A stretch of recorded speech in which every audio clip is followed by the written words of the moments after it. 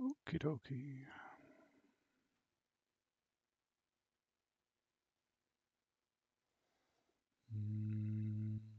Should be good to start, I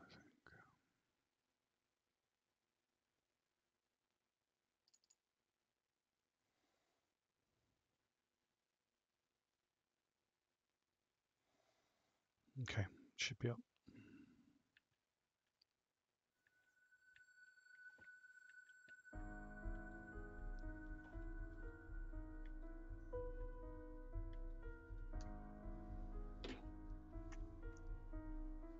I was going to see if there was a royalty-free music radio station I could have play in the background or something, but I just didn't think to be bothered doing it.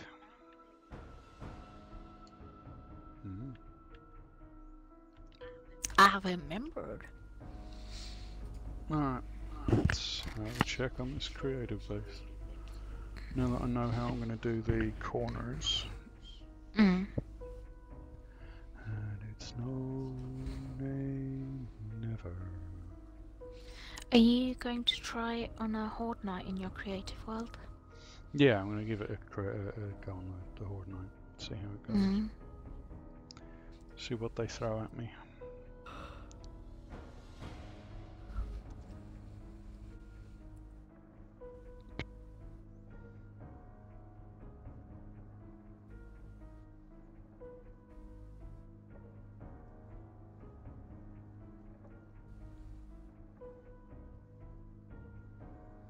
I need to finish the build first. I need to make the pyramid hole.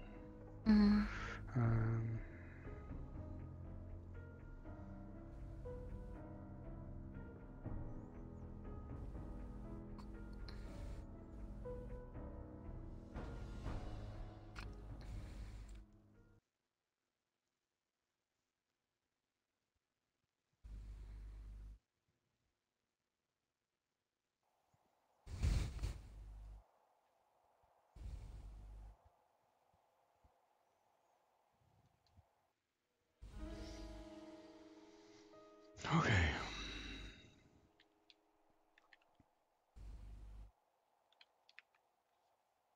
Ow.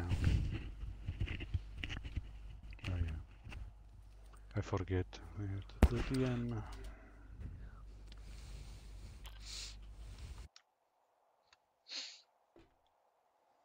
Alright. It's going to take a lot of blocks to do.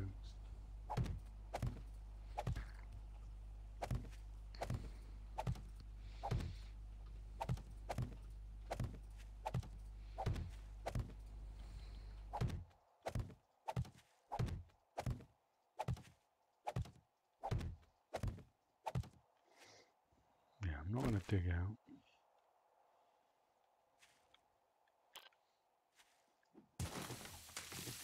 Underneath either, I don't think. Not for this. But I will.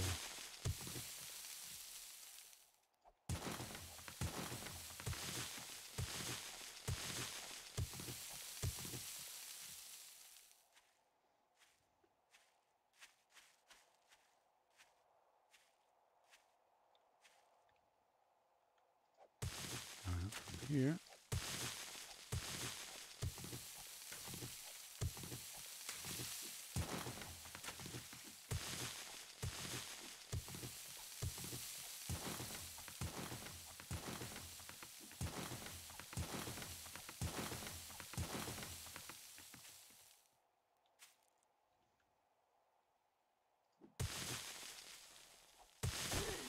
Like so.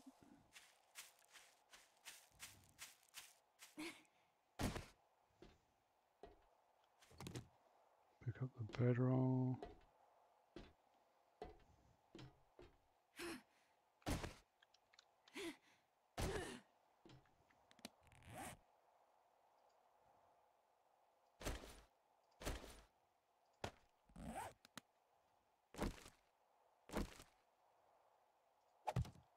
That'll do.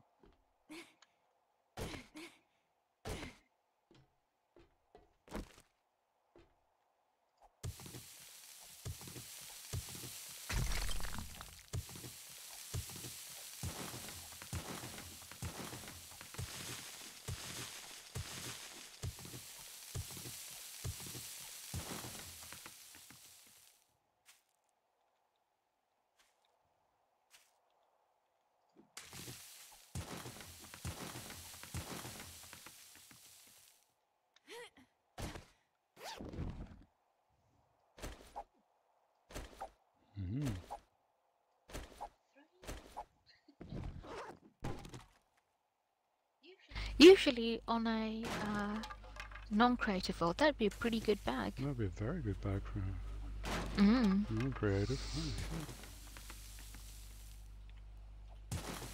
Honey, water, guns, melee weapons. You're sorted.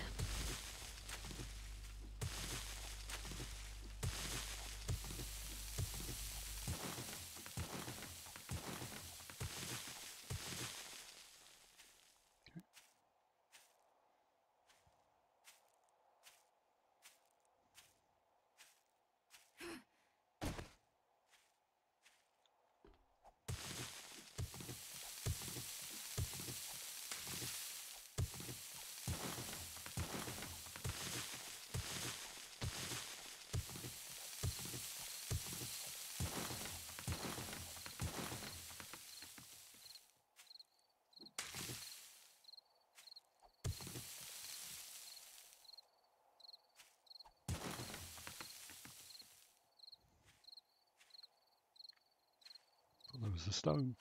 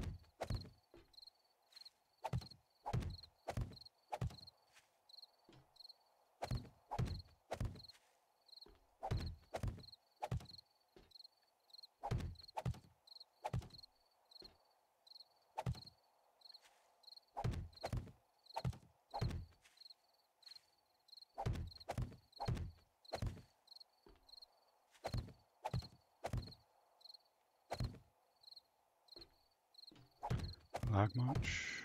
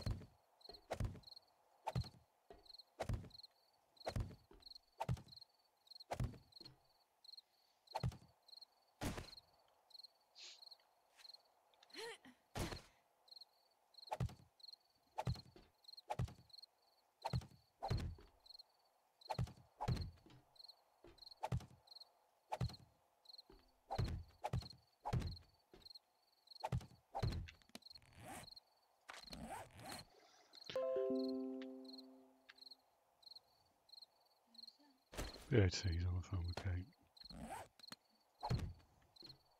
Send him a message on Messenger to say, Cole, just join when you're over. Tell him when he joins, I am streaming currently, but I'll stop streaming so that we can have conversation.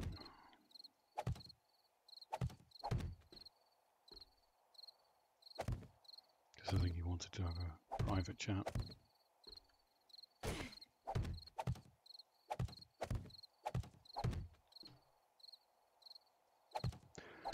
And it's no, nay, never.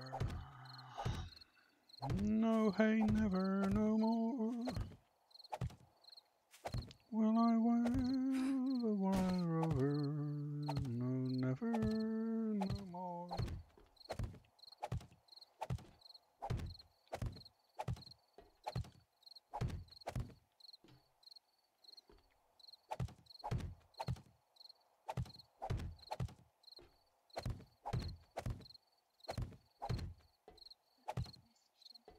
Yeah, just to let them know we're on invite only, so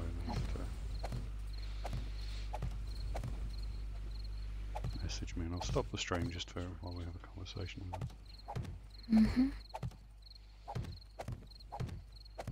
No. That's alright, actually, can't go there. It's okay, it's okay, it's okay.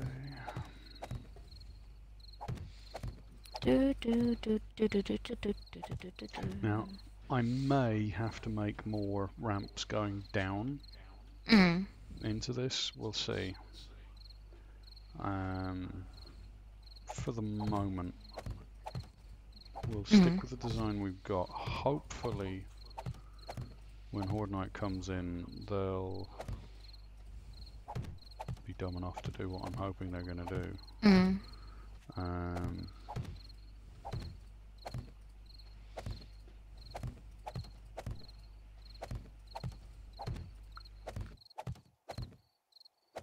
They should be. I don't see any reason why they wouldn't be. You know.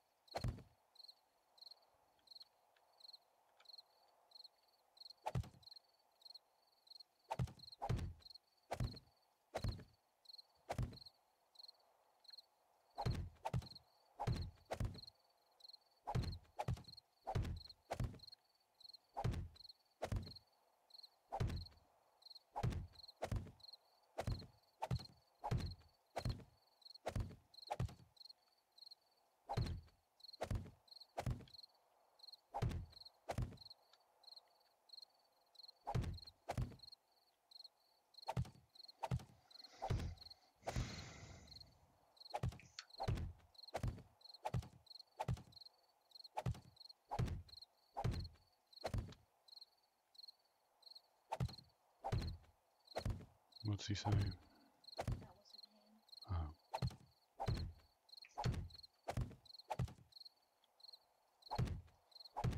I was just letting you up and now that I accepted his friend's request.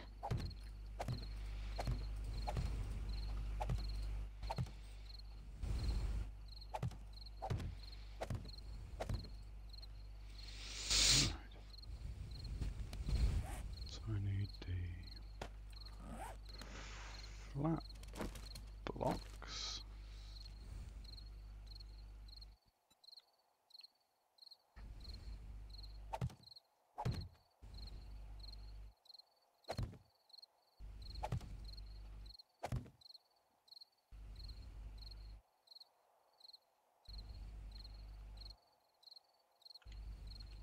Oops, one button.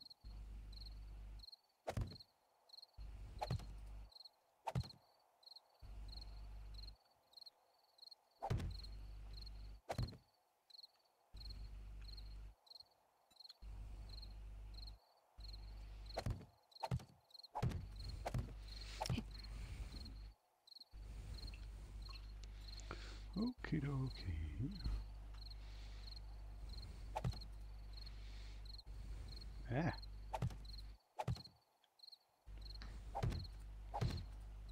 The evil that is lag. Mm.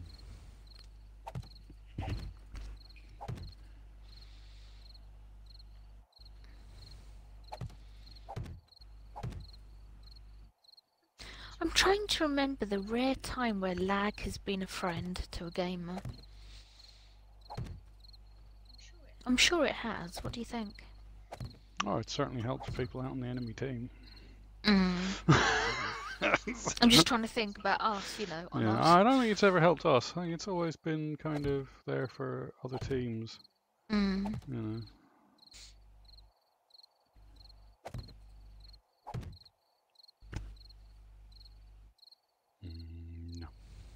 Don't want to risk it all collapsing, so no.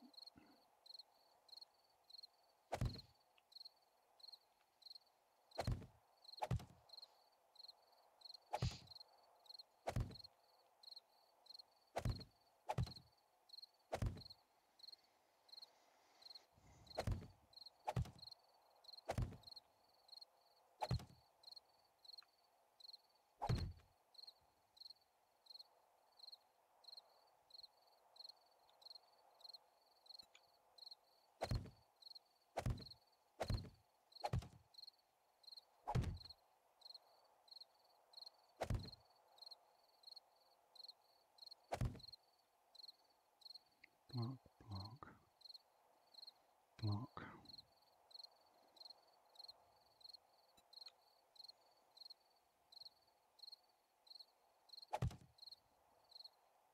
Block. Hey, Noodles. Hey, Noodles. Oh, have I done Fancy too seeing you many? here. I think I've done too many. I'm not sure. We'll see.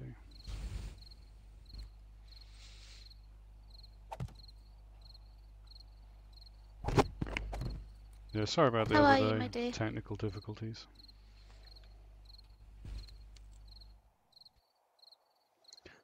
Good. Good so far.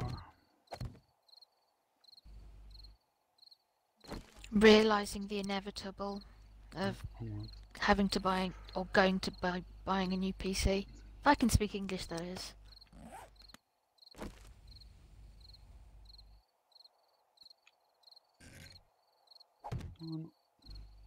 We're still on the creative world. yeah, we're still messing around on creative for the moment.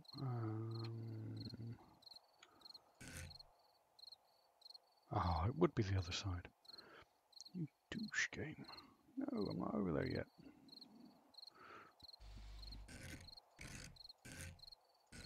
Oh, I just missed it.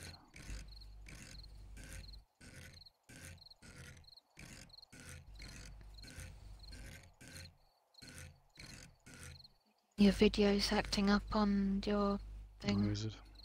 Yeah. Yeah, I will be buying a PC as soon as I can afford it. There we go. Should be the corners. Good.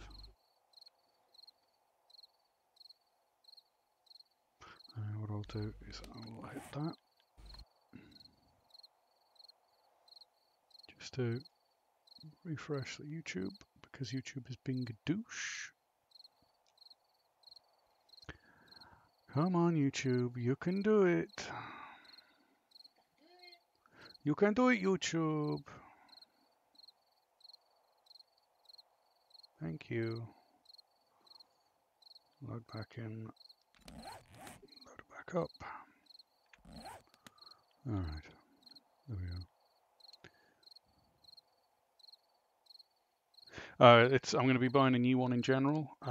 This one is going to be just for playing games on. So it's going to be Niddy's. You're muted, by the way, Niddy. I know I'm muted.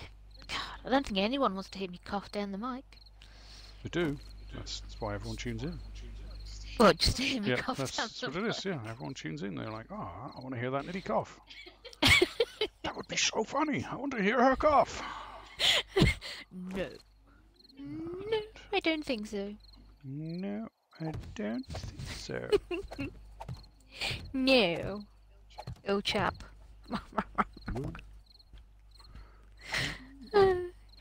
I have lost my remaining marble. I blame you, Noodle.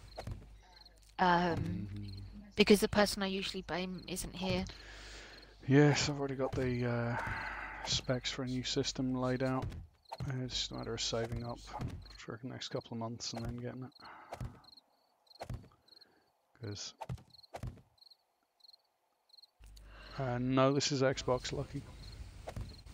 Not Xbox. What am I saying? Of course, this isn't Xbox. This is PC. What is wrong with me today? Sorry, Lucky. I'm in a completely different universe. We were playing Xbox all night. Yeah, we were playing Xbox all night, so that's why I'm thinking.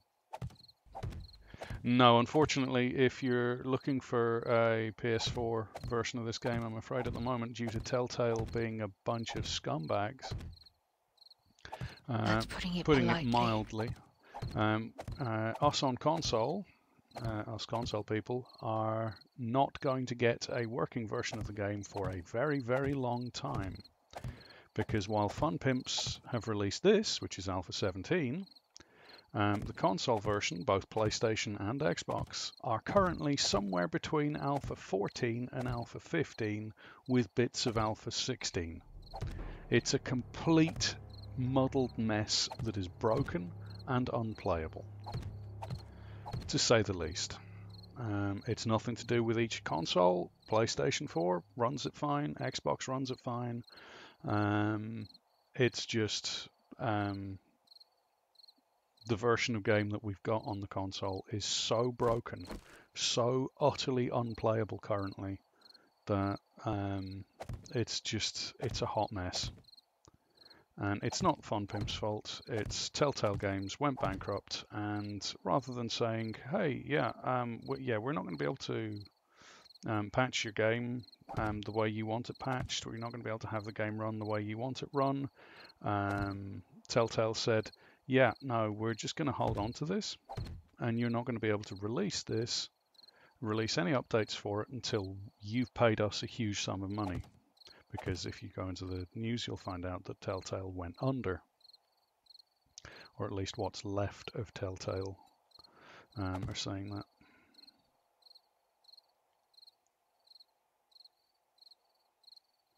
Well, the amazing thing about YouTube is you never know if someone is going to watch until you make the video. It's one of those things, you know.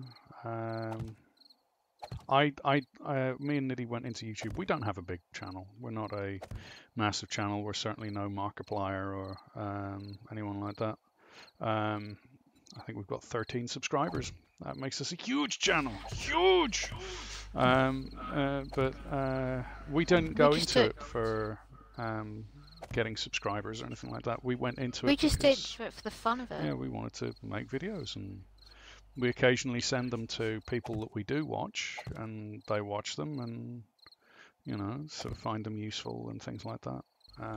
That's the main reason we've done it. It's more for the fun and enjoyment of creating something than to make sure people watch it. I mean, people either watch it or they don't. I mean, thank you guys for tuning in, but that's not why we do this by any means. It's not our... Especially some of the more interesting conversations we've had on Xbox Live parties. Why did I do that? Why did I do that? Wrong button. Yes, we've always kind of done things just because we can. You know, and sure, if we take off and loads of people enjoy watching us for some reason, I don't know why they would, but if they do, great, awesome. You know, I won't give up my day job for it because my day job is full-time carer, and that's never going to change.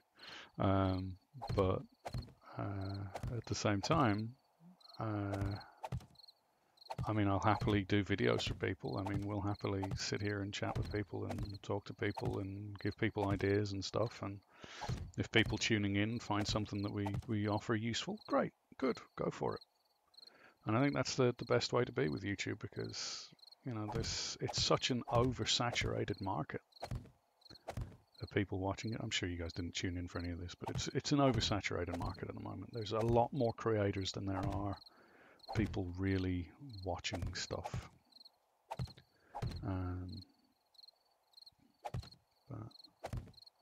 And YouTube are making some horrendous mistakes in the way they're treating their content creators. I mean, content creators that matter, not like us. I mean, we're a small fry. You know, I mean, the fact that they're willing to host our videos is fantastic enough for me.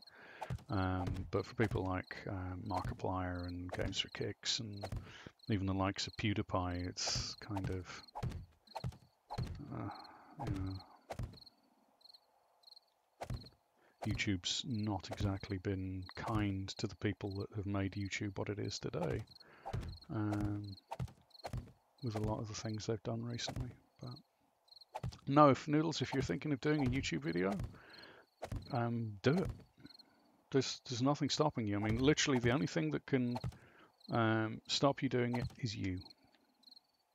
And possibly PC hardware. Because it takes a lot. And decent internet connection. And a decent internet connection, yeah. Although if you're just uploading videos, a decent internet connection is not so important, because you can always just sit and wait for your video to upload. But if you're live streaming, yeah, you need a beastly machine, which is why my machine is just not up to scratch, to be honest. An old It's PC an old PC, now, yeah, it's a really old PC. The fact that it's lasted as long as it has is testament to how much research I did into it, you know, in terms of its specs. But I mean, as Noodles will say, occasionally we have technical problems, and the Clan Midgard machine goes, "No, I've had enough. I'm going to sleep, and there's nothing you can do to stop me." And as someone who knows PCs and has built PCs for years, I do not know what is wrong with this one. It's doing things that can only be described as possessed. I'm convinced my machine is possessed. This is the only explanation for it doing what it does, because I've looked at everything else that it could possibly be, and it's not that. So I don't know. Oh no, I need steel blocks. This build is so expensive. Oh my good lord, I'm not looking forward to doing this in survival. I mean, I can do it a bit at a time, you know, like do one side and then do another side and then work on it, but good lord, in survival this is going to be brutal.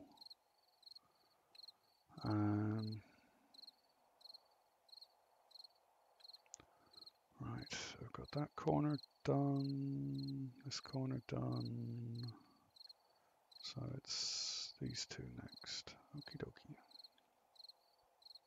Yeah, sorry, I'm also mildly distracted. Yes, I build PCs. That's what it's what I do. Or what I used to do. Someone gives me a price. I tell people, you know, based on that price, the sort of system they can get if they build it themselves. It's just I'm willing to sit and do the research based on the price that someone gives me. So all of our friends that have ever built PCs have come to me, and and my dad as well, come to us, and we've, you know, given them advice on, you know, what system specs would be good for the price they've got, and, you know, where to locate certain things. Never charged for it, never made any money from it, never will. But that wasn't the point. The point was that my friends could get the best PC they could get for their money. Plus, I do have a degree in computer science. Went to university for it, so.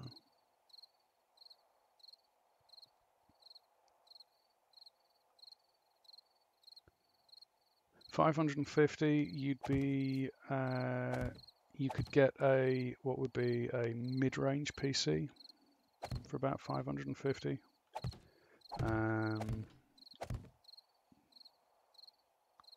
You know, I know you were looking at the Ryzen 1600.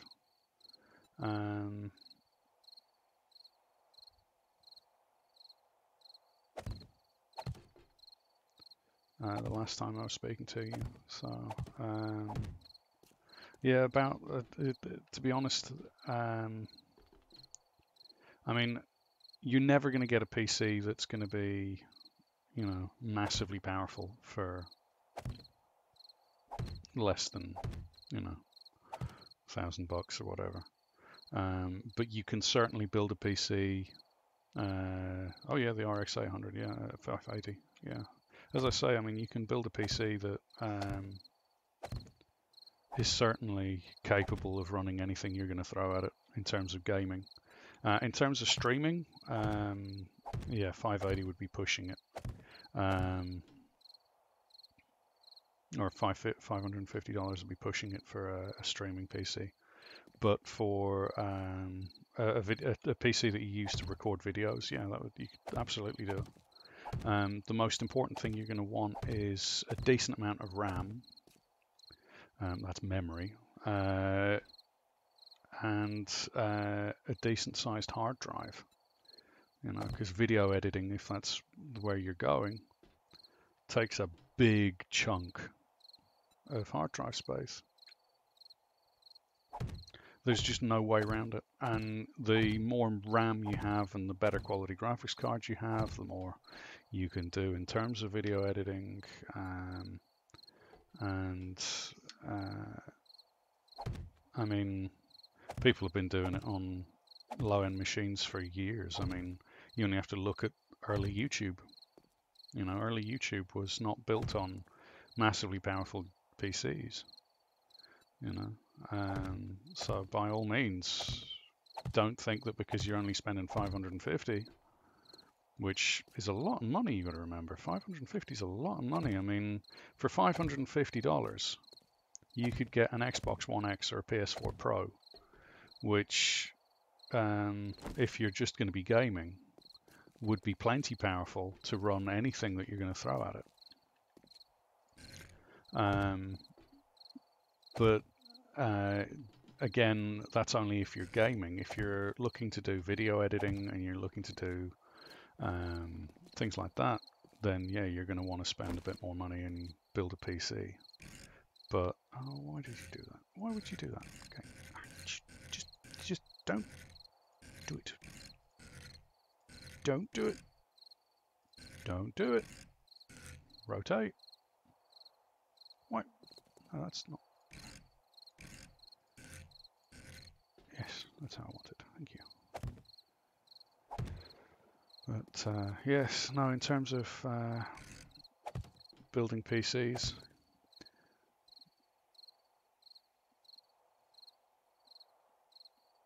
if you're going for an 80 plus certified, make sure you get at least a bronze, 80 plus certified bronze or higher. The most important thing that you're going to want to buy for that system is your motherboard. Motherboard is the heart of a system. If you bought a pre-built system, they're going to use the cheapest, nastiest motherboard that they can afford to put in. Especially if you buy something like a Dell. You know, I just wouldn't. Build your own, learn about it, learn what you want to do, look at the motherboards, look at how good they are, you know, but also keep in mind the kind of price range you're looking at. For instance, you might want to get a motherboard that was good 2 years ago for the price range you're looking at.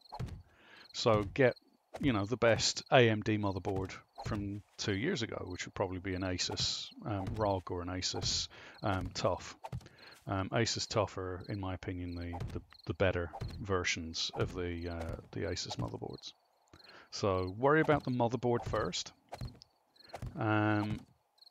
8 gig of RAM is not a lot of RAM.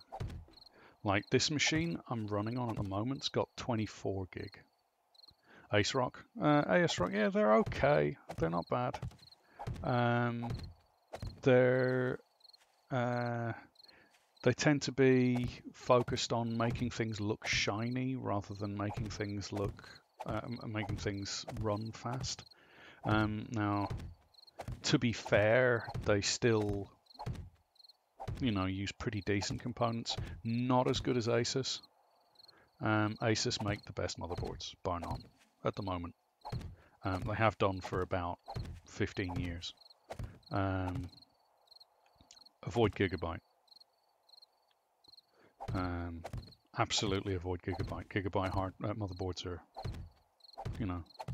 I mean, you'd almost do as well with a generic brand motherboard over Gigabyte. I mean, yes, their high-end expensive boards are fantastic.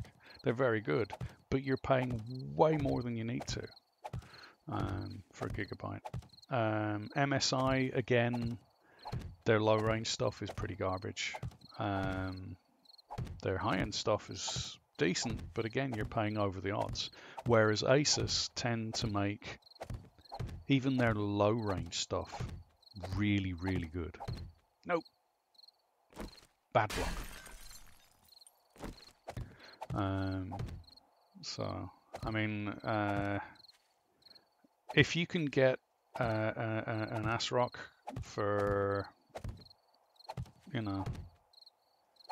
that's one of their decent boards for less than 100, then go for it, and you should be able to, as I say, if you're going for a system that's sort of,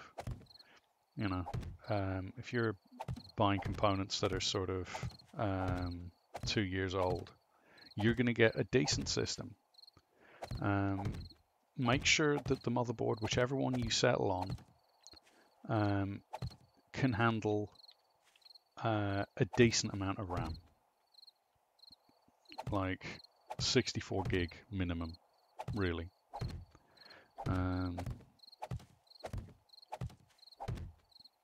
Because RAM is going to be the big thing for you.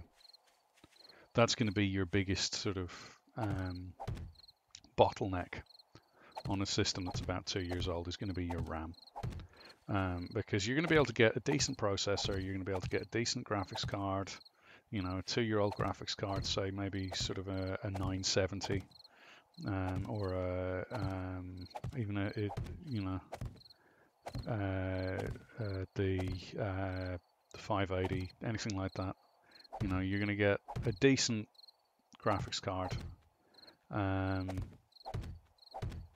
but the biggest bottleneck for speed, the thing that slows you down, is your motherboard and your RAM. The more RAM you have, the better. I'd even sacrifice a certain amount of RAM speed to make sure you had more RAM. Sort of, if you can try and get, 16 gig or more, you're going to find that really helps. You might even think of, you might even want to drop your graphics card a little in place of just being, so to something, say, $50 cheaper, and get $50 more worth of RAM, But the most important thing is the motherboard. It's like if you look at a car, the most important thing in a car is the engine, and you've got to think of the motherboard kind of like the engine, or more like the drive shaft, actually. It's more like the drive shaft on a car. If you've got a really shit quality drive shaft, but the most powerful engine in the world, most powerful engine in the world ain't going to be able to run as fast as you want it to, because your drive shaft's not very good. So your motherboard is absolutely the most important component on your PC, which is why, if you buy a system from Walmart or from Dell or from, PC Specialist or someone like that, to be honest, I don't really know with AMD, because I've always gone NVIDIA. Because until recently, AMD they couldn't compete with NVIDIA in terms of power, punch for punch, and pound for pound. Now NVIDIA is more expensive, but they until recently, and even now to a large extent, if you look at what you get for the money you pay, NVIDIA is still ahead of AMD. Now, whether that changes this year with the new AMD cards that are coming out this year and the new processors, I don't know. But honestly, as far as the graphics card goes, you want something that has, again, a decent amount of RAM on it. So, if you that RX 580 is a very good card. For its price, it's a very good card.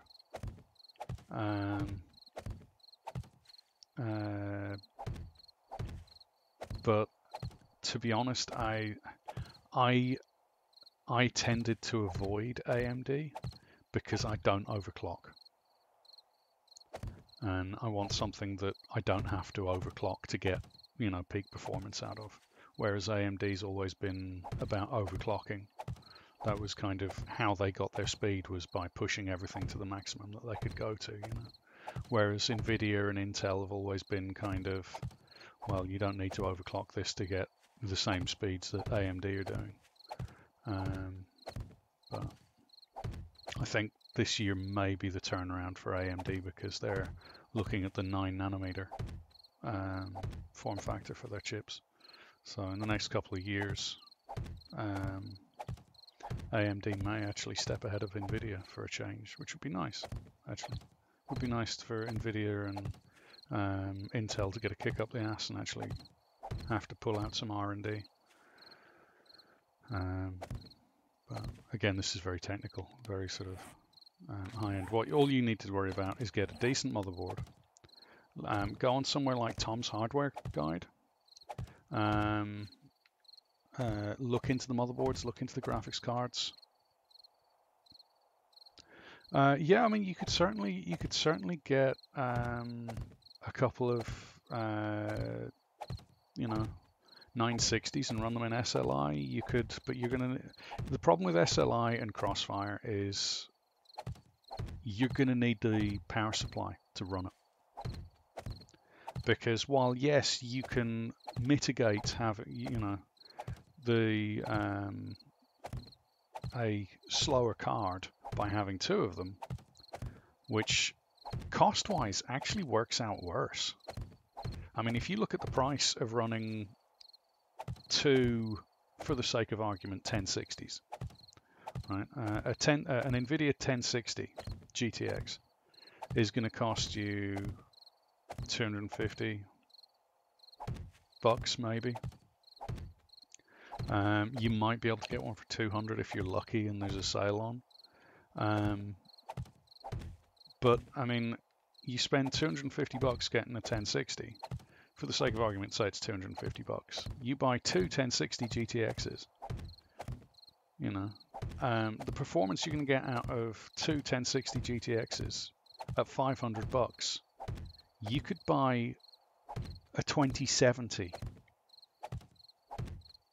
for $500 and get a card that's a lot faster.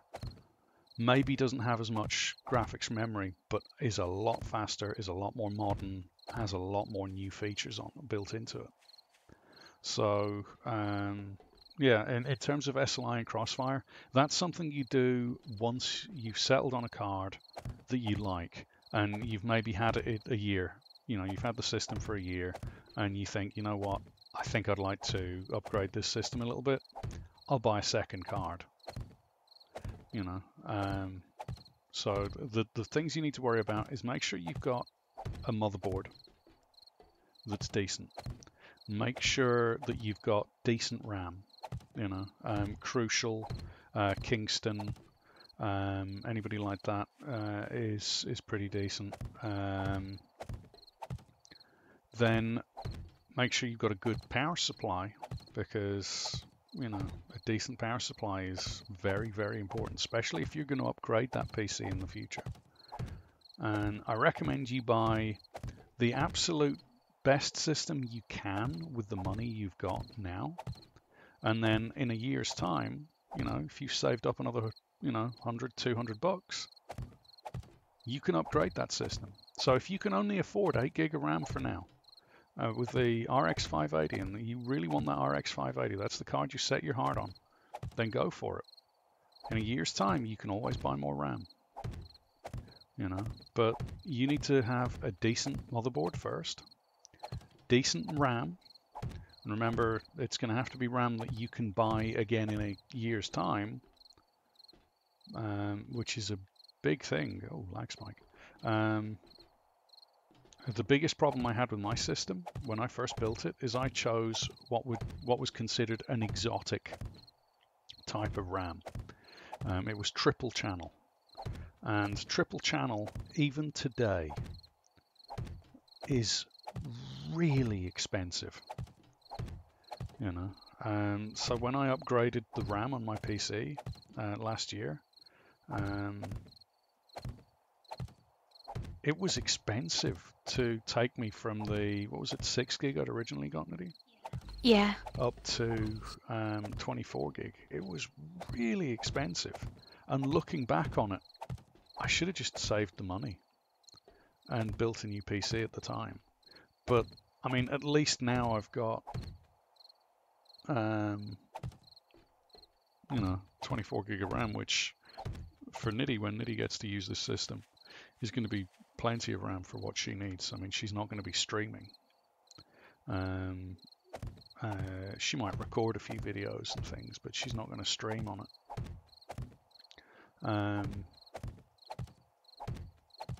And the new system we're building is going to be the one that's streaming. And I can always use the new system as a slave to stream anything she does want to stream. Say she decides that she wants to stream, you know, Katamari or Minecraft or something like that.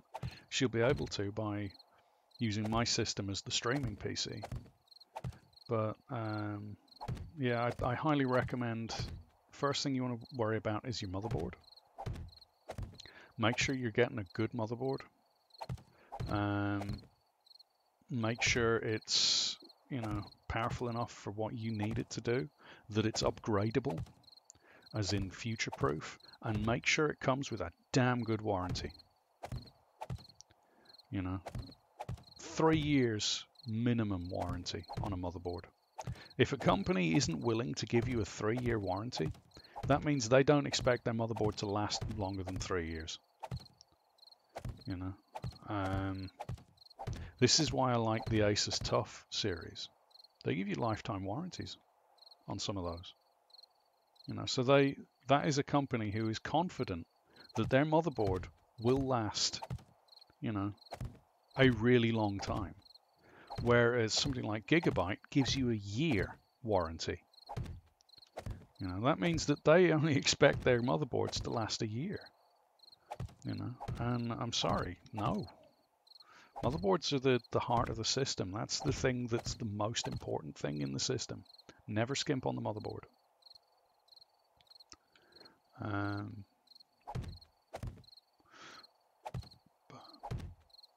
Yeah, it's as I say, Tom's Hardware Guide.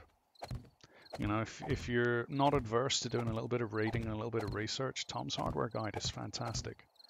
You know, yeah, they're a little bit skewed towards NVIDIA, and they're a little bit skewed towards Intel. But if you want to have a look at what systems can do, they give you the numbers. Now, they may say, oh, yeah, no, this card's better. And then you look at the numbers and you're like, well, hold on, the numbers don't say that that card's better. That's when you go, okay, yeah, this was a paid-for promotion, you know. But generally, Tom's Hardware Guide, they don't hide the numbers. So even if they've been paid to say, oh, this graphics card's the bee's knees, this thing will run anything you throw at it, and then you look at the numbers, and the numbers are like, actually, this is a really pants graphics card. You know, this thing is sort of stretching as hard as it can, and it's barely keeping up with the other cards. You'll see it because they've got the numbers there to prove it, you know. So it's, you know, I like Tom's Hardware Guide for that, because they don't hide the numbers, even if the numbers say something other than what they're saying, you know. But yeah, if you're building a PC on a budget, and $550 is, you know, it's enough to get you a decent mid-range. Okay, no problem. Take your time.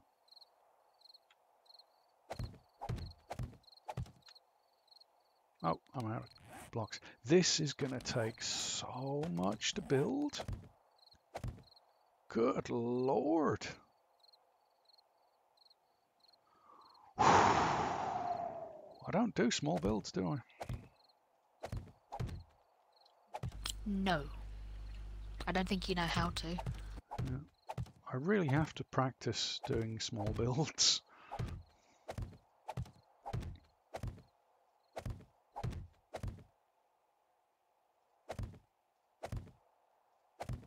I just like making massive monuments.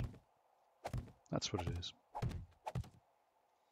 This is what I'd like for you know, my gravestone is a massive monument. I'll remember this then. Right, okay. Yeah. I better start building then. Yeah, massive pyramid, you know, 6 miles wide. Incan, Mayan, Aztec. Oh, I don't mind. Egyptian. I'm not fussy. Do you want Angkor Wat? Yeah. Angkor Wat. It'd be nice to have Angkor Wat as like the centerpiece in the middle. Taj Mahal at the corner? Yeah, four Taj Mahals at the corners. That'd be awesome. Yeah, that'd be nice. Let's see. And between the Taj Mahals, you want the pyramids of Giza? Yeah, pyramids all of in a line? Giza Art, and 4 Great lines. Wall of China. You know. Perfectly built without any stones missing. Yeah, that'd be. Do you want a Made. a river of mercury surrounding the whole thing? Yeah, and it's got to be made out of neutronium. Right. Yeah. And do you want your servants buried with you? No, I'm not demanding. You know, just slaughtered and their blood dripped all over the altar would be fine. Yeah. And you want a safe haven for kitties? Yep, definitely. That's the most important thing. In fact, just settle with a safe haven for kitties. Yeah. So you want to be buried under a pussy willow? Mm-hmm.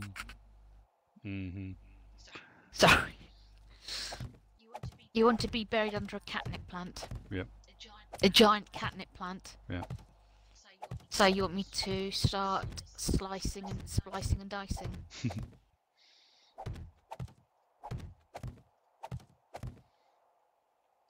Okay, I'll need to speak to your parents about this, Eli.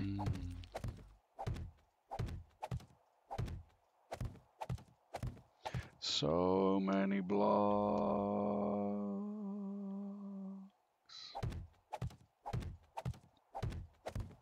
So much building.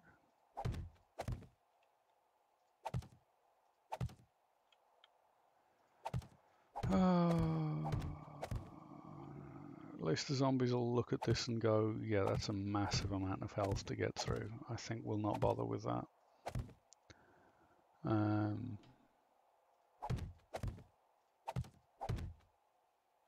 Because, I mean, I don't see the zombies looking at this and going, yeah, we could just break through that. That'd be fine. I think they're going to look at it and go, yeah, there's like over 100,000 health to get through that particular wall. We'll just walk over the top.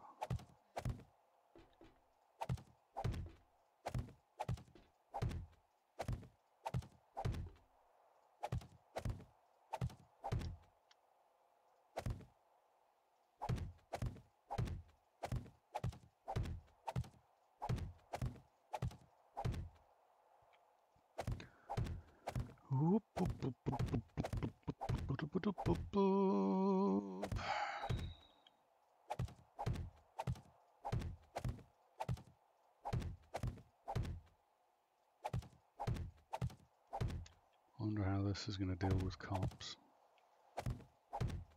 That's going to be the real test. How are cops going to be dealt with?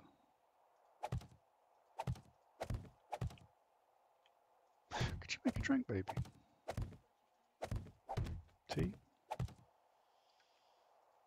Have to give the cups a bit of a rinse, I'm afraid. That marker will have made them icky.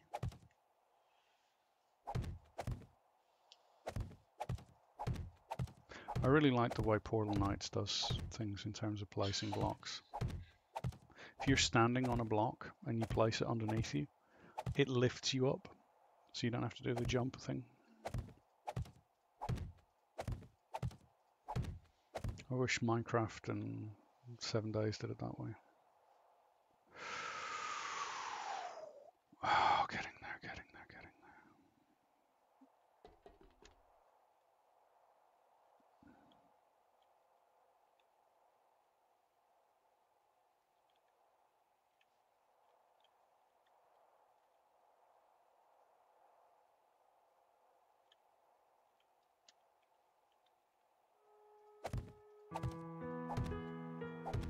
It's daytime, yay!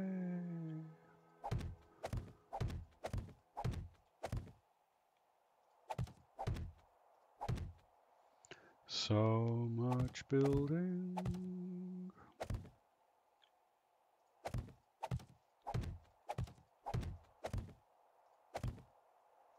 So much building.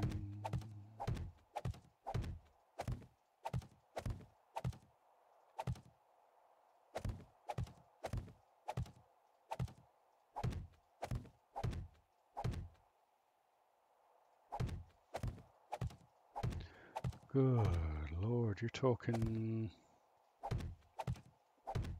5,000-6,000 blocks maybe for this.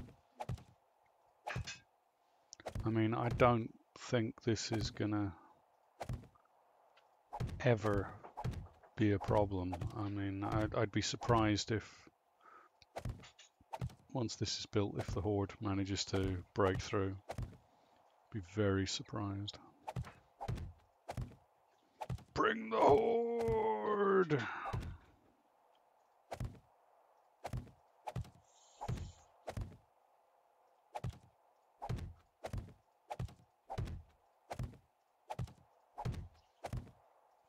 Bears. Bears are going to be the only thing that I'm worried about. I think zombie bears might be a problem. But then zombie bears are always a problem.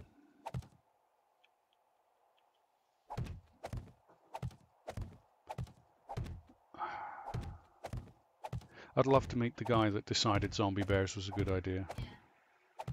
Punch him. Square in the jaw. How dare you make zombie bears? We hate them. Why would you? What kind of twisted, sick person decided zombie bears was a good idea? Doop, doop, doop, doop.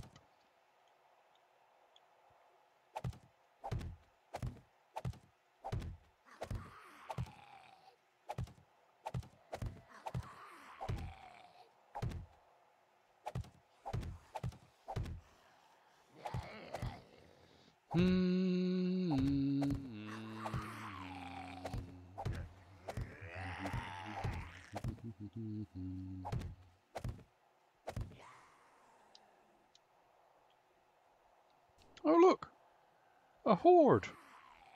Hello. Come on.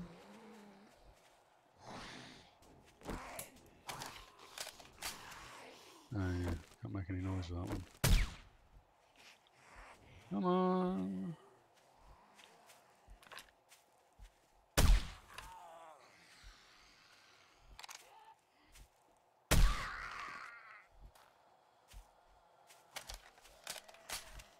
Come on, zombies.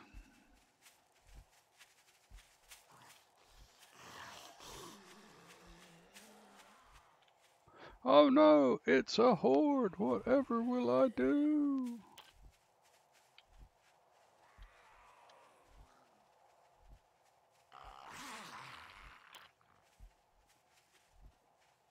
Come on. Want to see if all of you come up here. Come on. Come on, zombies. You can do it. Whee. Oh, shit. Whoops. Come on, zombies. Come on. Whee! Whee! Plop.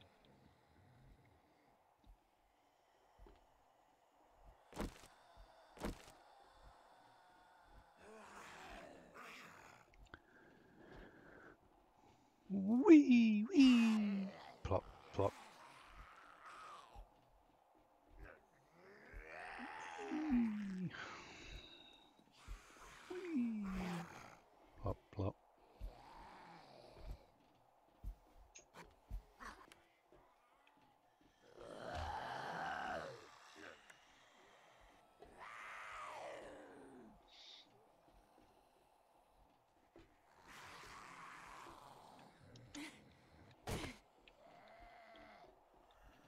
Come on.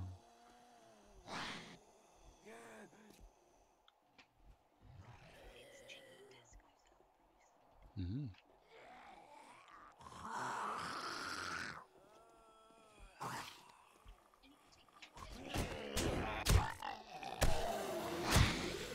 No, I'm good.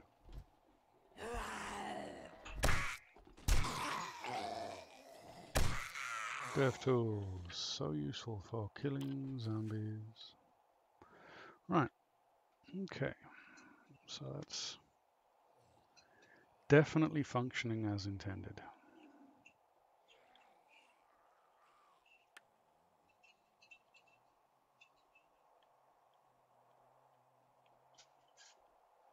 Cool.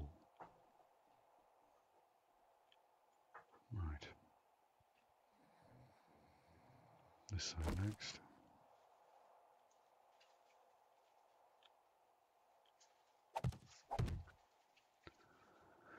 Welcome back, Noodles. Yeah, just a mini horde. I was just testing out, just sort of making sure that it's functioning how it should be. So far, it looks like this may be successful.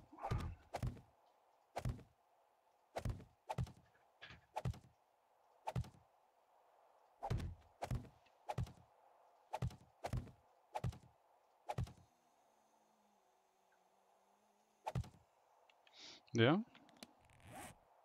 What phone are you thinking of? I've tried streaming on the Razer phone. That's pretty decent.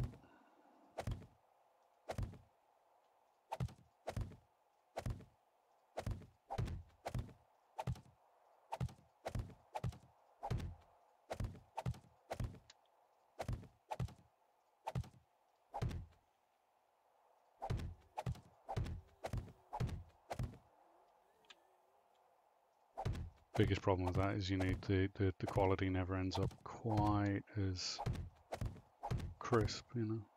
But I mean, better quality than I've currently got.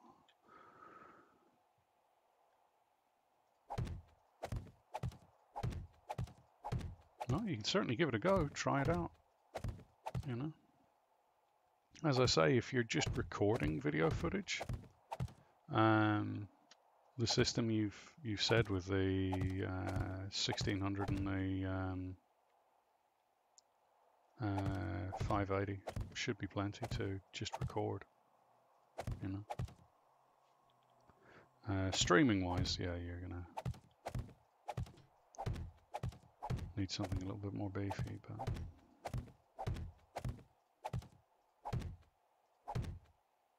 again, I haven't really. I kind of messed around with the Razer phone and tried sort of streaming video straight to YouTube on that, and that was pretty good. It was painful holding the phone, so you're gonna want something to hold the phone for you. You know.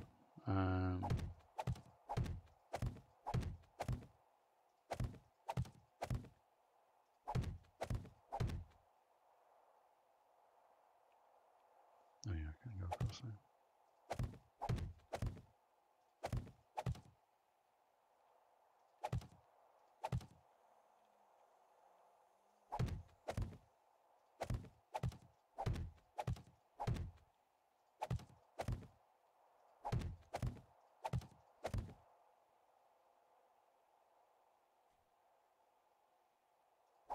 Mm.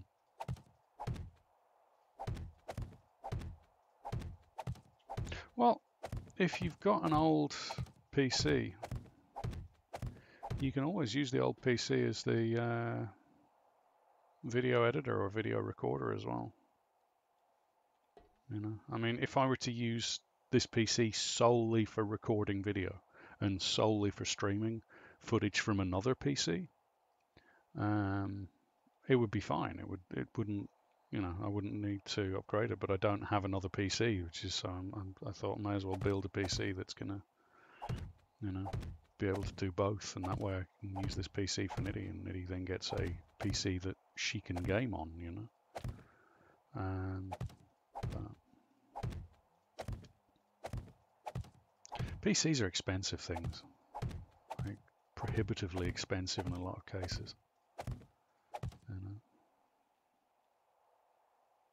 It's a difficult thing to get into. But,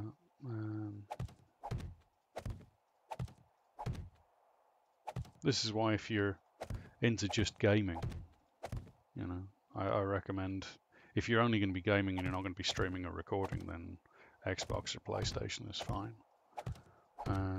A lot of PC players will tell you, oh no, you've got to have a PC to play the latest games, and it's just not true. You know, sure, you can play games and they look a lot better on PC, don't get me wrong, but only if you're willing to buy a decent PC, you know, put together a decent machine. And the One X, for its price, is an amazing piece of kit. You just can't stream on that. I mean, you can. I've done streams. I mean, if you look through the channel's history, you'll see that there are, you know, streams from Mixer on the One X that I've uploaded. But it's not the best, you know. It's, in some ways, it's very good. Mixer's fantastic in some ways.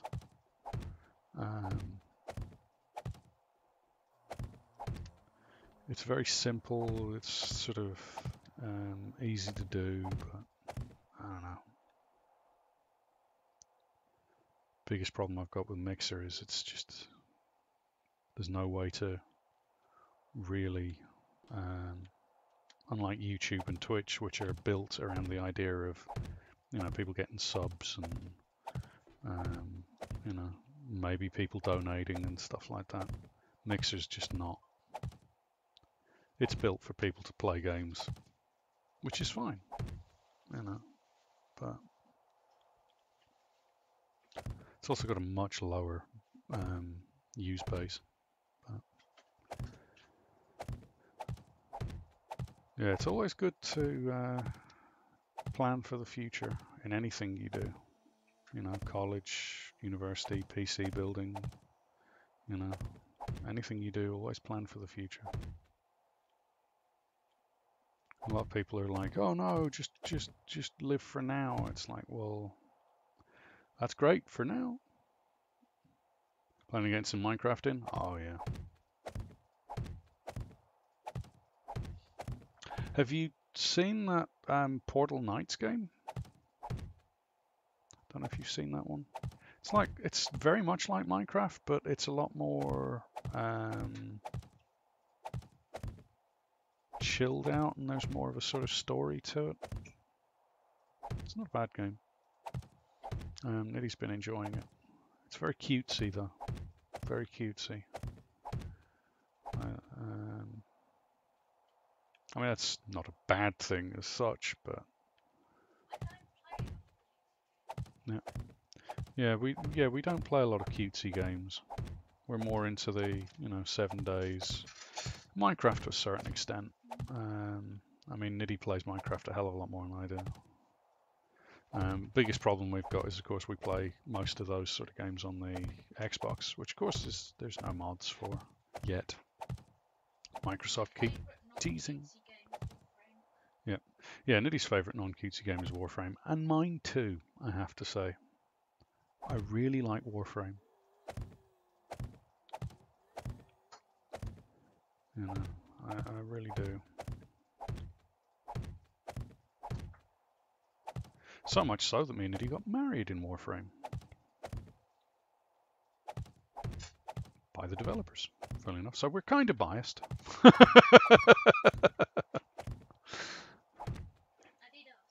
Yeah.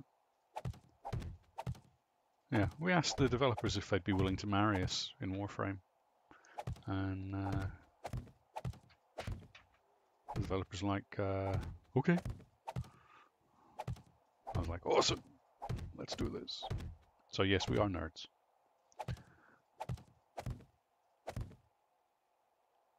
Absolutely.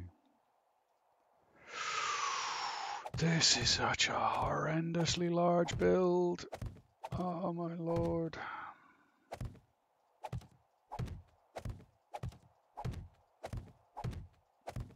Doing this in survival is going to be a huge, huge effort, especially solo. Like if I was doing this with a couple of other people, this would probably be a fairly reasonable build. For 4 people, 5 people maybe. But for one person, this is going to be, I mean, day 49 Horde will probably be ready for by the time this is fully set up. Now, thankfully, I can build this modularly, in that I can build part of it, and that part will work.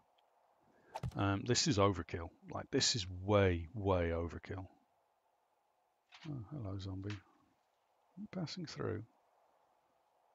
You didn't damage anything, did you? No. Oh, there's a zombie. Ah! Blah, blah, blah. Shush. Zombies. What can you do?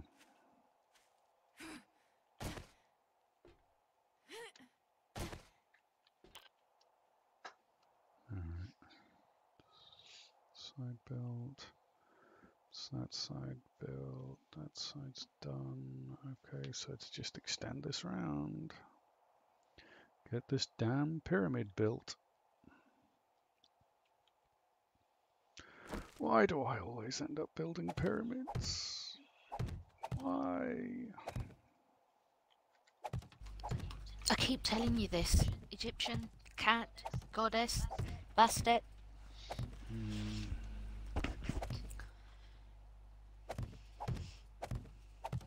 Or you're just a sucker for punishment. One of the above. All of the above, probably. Wow. Nope. Nope, nope, nope, nope, nope. Oh no, that was alright. Thought I'd done something wrong. Yep, you too, Noodles. Nice speaking to you too. Take it easy. Take it easy. Thank you kindly for the like, Noodles. Thank you. Very much appreciated.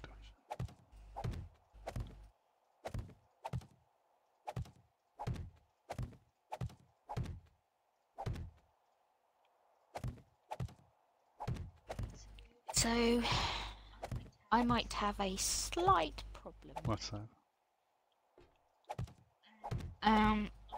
I need to get 550 Neo-Yokens for something I've been banned from. Banned? Yes. By you. Is it a teddy bear? Yes. What teddy bear? Cow. Black and white cow. Okay. You can save up and get that. And I've got 160 saved up so far. But I have a feeling by the time I get to 550 it won't be there anymore. And I'm not willing to eat 550 yogurts in one go. Or however many yogurts it's going to take. Well, if it's still there when you get to 550, yes, you can get it.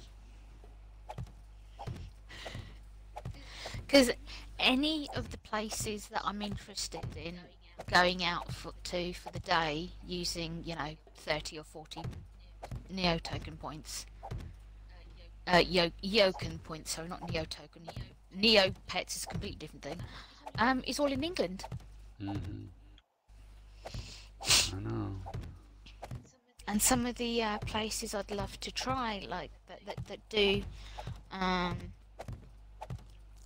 these different types of foods, again, is in England. Mm. Is he still on the phone to Kate? Mm-hmm. Good lord. I believe it's all in the Lake District as well, which isn't anywhere near us. Mm-hmm. Well, so I don't know anybody from the Lake District. It's not like we could go stay with someone for a long while. Yeah, exactly.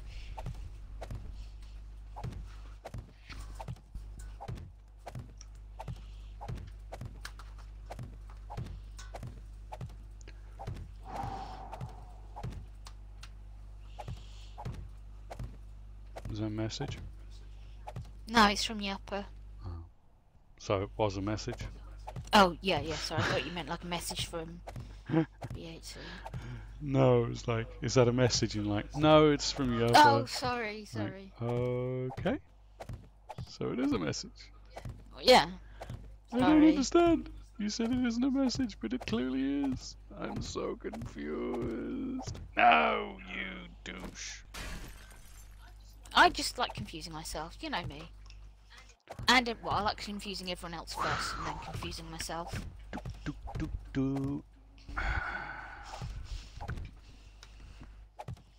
Whoa. Your tea's probably ready.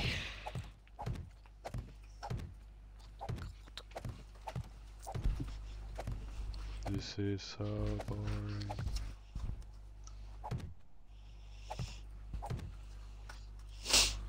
Woo.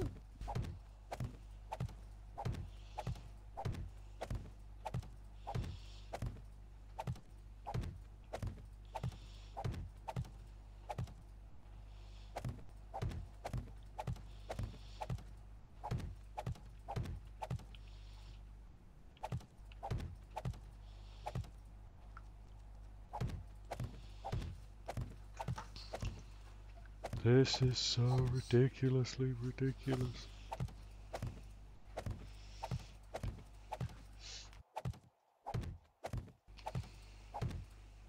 Good lord. It's getting there though. Mm.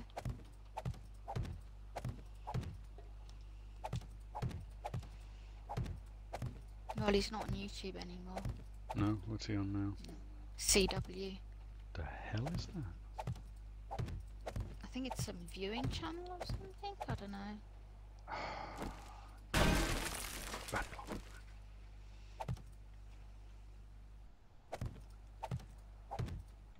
Okay. One corner is sort of done. Kind of. Not really, but better than it was. Oh, Lordy Lila. Lordy. Now you just got to do that 3 times over. Yeah. 1 second. What's wrong? YouTube. Being a douche.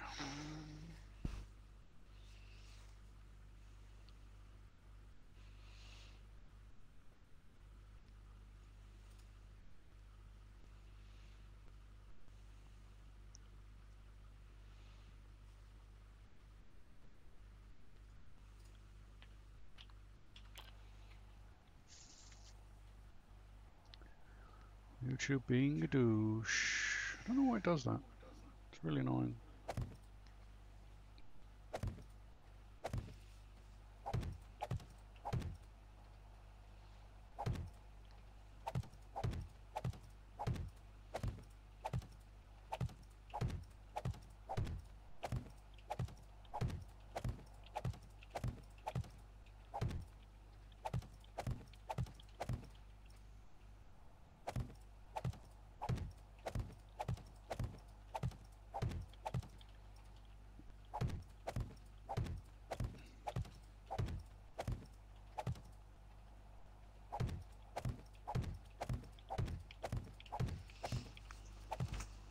Sorry, this isn't immensely interesting. It's alright. unfortunately, it's got to be done. I know. If it doesn't get done now, then...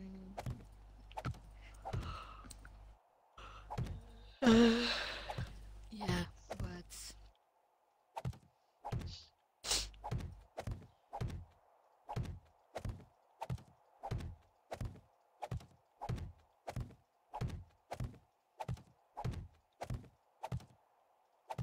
It's like when when I did that huge room underground in Minecraft. And I was like, I finally got to where I wanted to get to, and then it was like, I'll leave for a little while, and then went back to it. And now I've just realised the problem I've put myself in.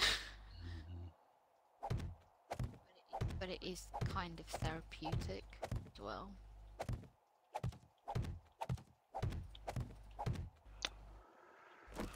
Douche.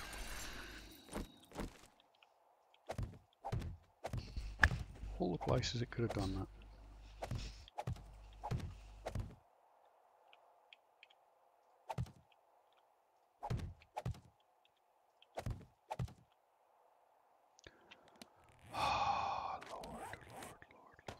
Just take a big stack out each time, 10,000. Or is your inventory already full? Inventory's got loads of space, but I don't want to fill it up with those because I just have to go to the inventory to put it in anyway, and it's just as quick to go to that menu. Okay. Alright.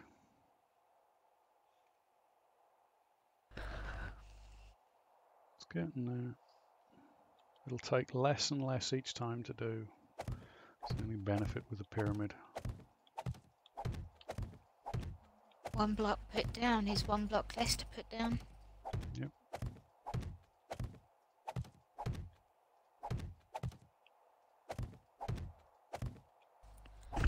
I wonder where the terminology bee's knees came from, because bees don't have knees. They do have knees. They have multiple knees on each joint. Each joint is a knee. I am just stating what they say.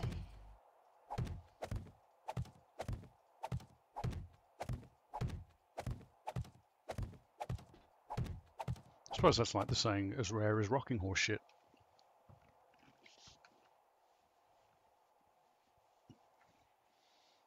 You know, an impossibility. Can't say I've ever heard that term before. Oh, really?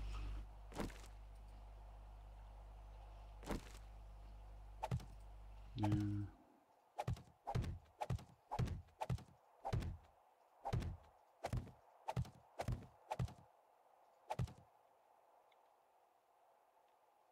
Yeah, it's an impossibility. You know, meeting a nice girl from Essex is as rare as rocking horse shit, is the old saying. Or, you know, that would be an example of the usage. You know, as in, you just don't.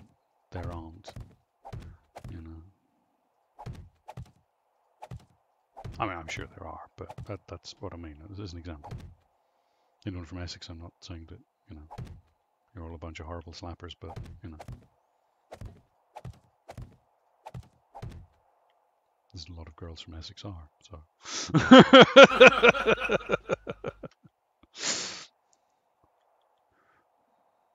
A lot of girls in Essex are proud of that. So, you know, fair play to them. Mm. Everybody's got to have a goal in life. My goal was never to be noticed by people. I'm quite happy with that. Yes, unfortunately you failed monumentally at that.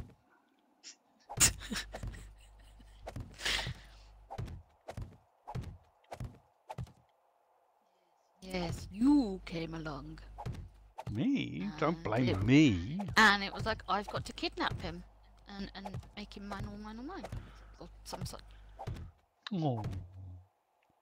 I want to tickle you. What? I'm saying, oh. I'm not going to smoke you a kipper for breakfast.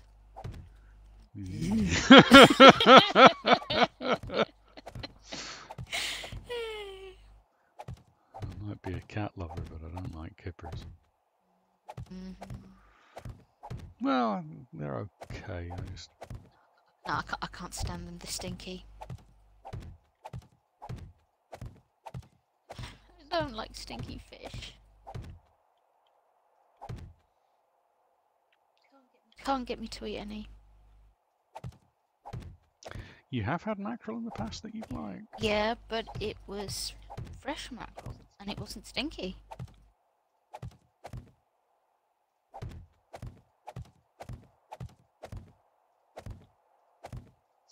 Scrabble really loved the mackerel. So did Gypsy.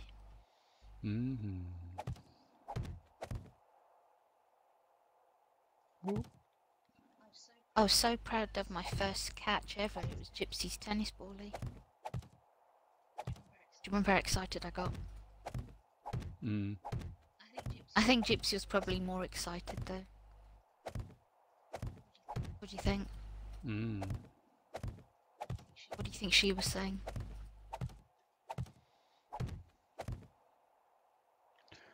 Don't know. Alright. I am slowly getting there. You douche!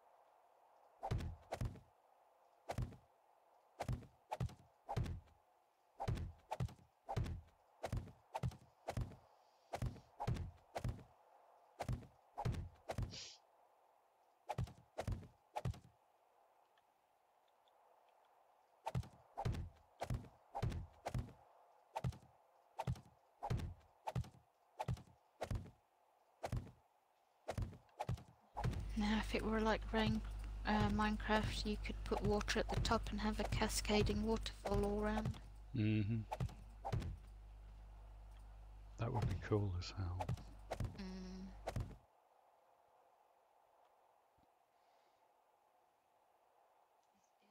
How many corners you got left now? 3. I believe. Yeah, 3.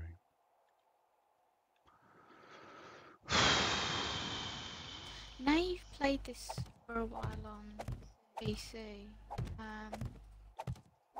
what's easier to use for 7 days? PC or Roller?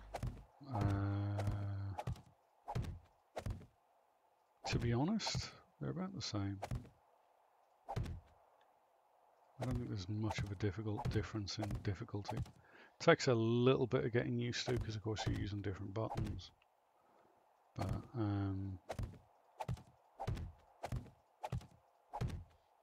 was there the same sort of difficulty as, you know, when we had Morrowind on PC and Xbox? Was that difficult, going between the two things? Not really, no. I didn't find it difficult. I don't know about you, but I just, you know, switching between the two was never really an issue. It was a little difficult at first, but then it's just a case of getting used to it. The more you play. I think now I'd probably be a little. It'll be a little harder because I've done most of my gaming now on Xbox.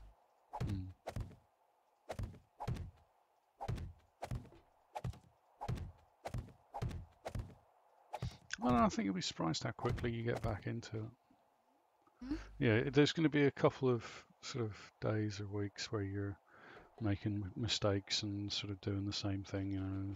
Yeah. That's going to happen. And there is a way to alleviate that. You just plug your Xbox controller into your PC.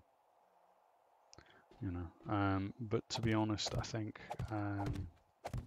the biggest thing, the hardest thing to get used to is using the keyboard, and you get a certain amount of tiredness doing that. Like my fingers get tired doing it, which is why I don't stream for 24 hours, you know, at a time. No. But that and the fact that my PC would probably implode if I tried to do And that. I don't want that. I'd still like to have a PC until we get another one, you know. I would like to eventually get Big Red.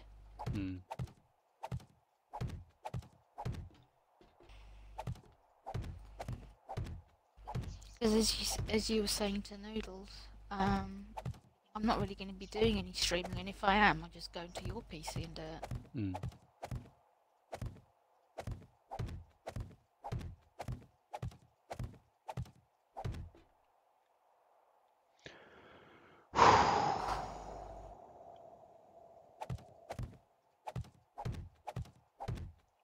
Try your tea.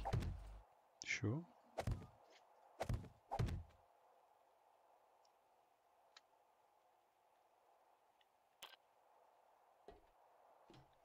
Okay.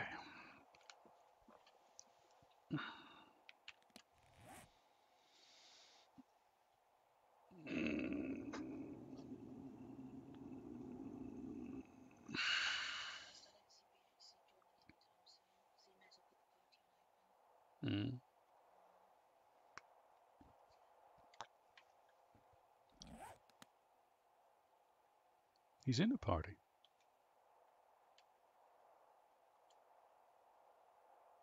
Send him a message. Say, are you still on the phone?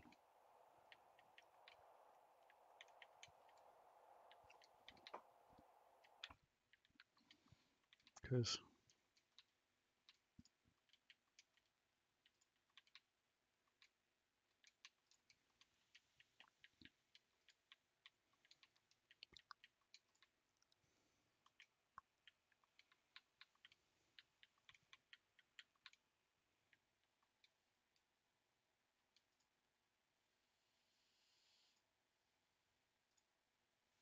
we haven't made the party joinable.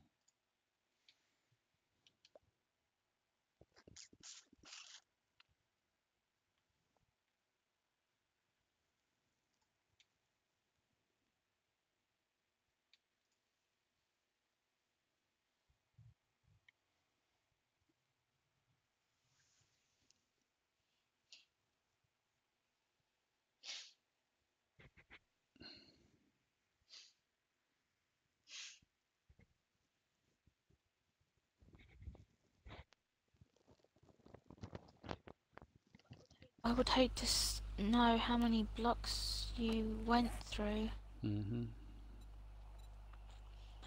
And we can't say you went through full 500 blocks because some did have to get broken because they were put in the wrong place. And I've forgotten how many of those we had to destroy.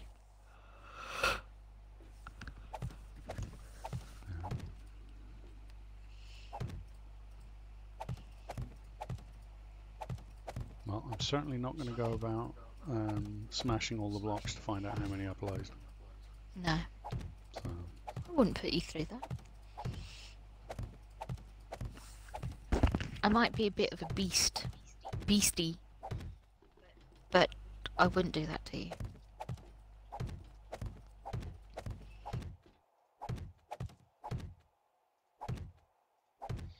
I don't think you're a beastie at all, Nitty. Wait a minute, I am.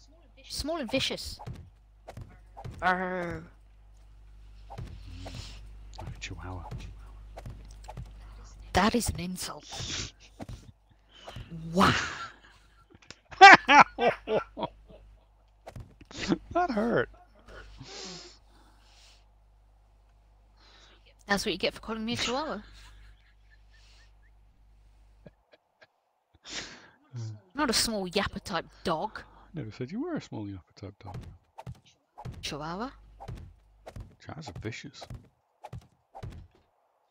Yeah, but they look stupid. Yeah, that's why I said you like a chihuahua and not a chihuahua. But I don't ever want to be like a chihuahua. But you are small and violent. So, tiger cubs. No, they're cute and small and not violent at all.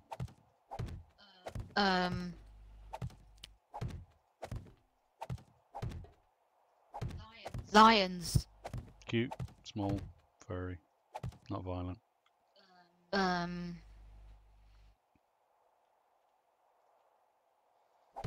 Demon cats. Okay.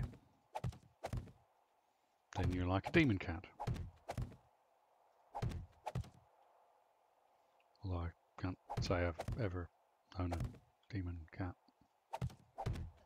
But then you'd probably find them cute and adorable as well. Mm-hmm.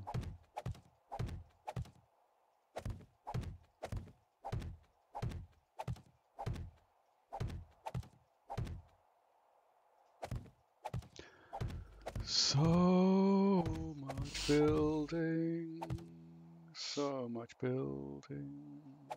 Do-do, do-do.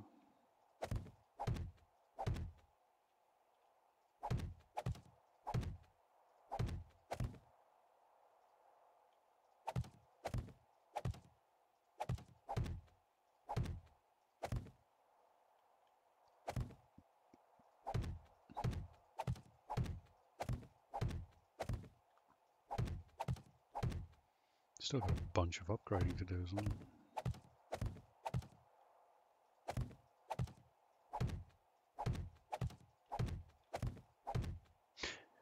You, Dennis Rodman. Okay. Getting tired of using douche.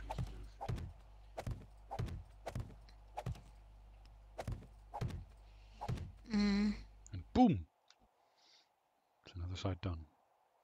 Doom, doom, doom, ch, ka-doo-ka-doo, doom, doom. Jeepers. Doom, doom, ch, ka-doo-ka-doo, doom, doom.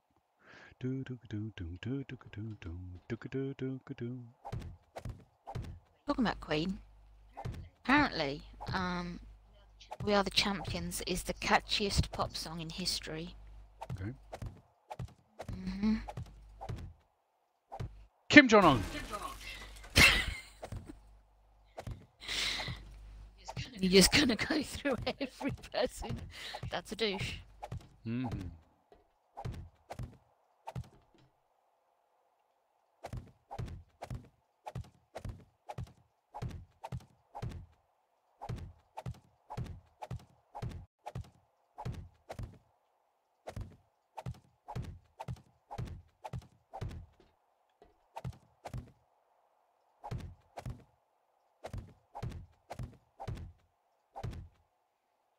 All right. Done, done. Done, done, done. Whoo-wee. Don't need half blocks.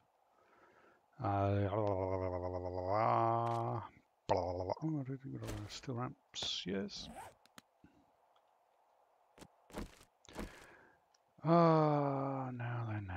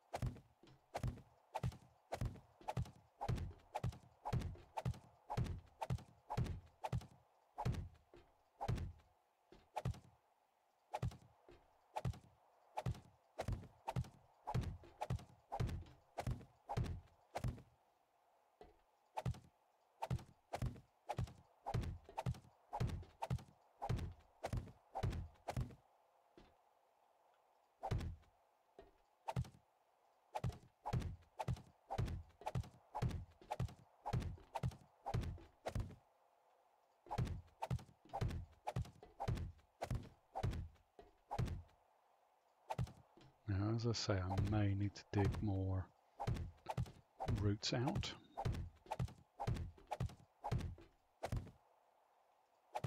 from down in the pits? It depends.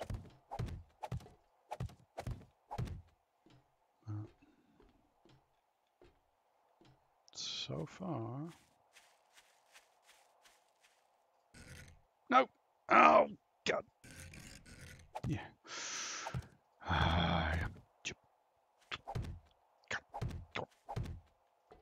Modi! Don't get me started on that dick bag. Insult to the Indian people.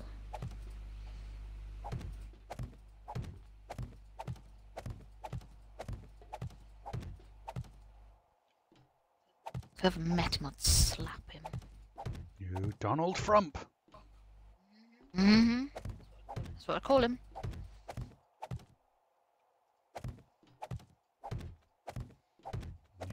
You Barack Obama!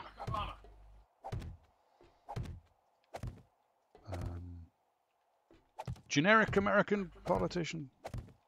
Generic You Theresa May! politician. Yeah. I was going to say, you generic politician. Yeah. That's my new insult for the day. You generic politician, you.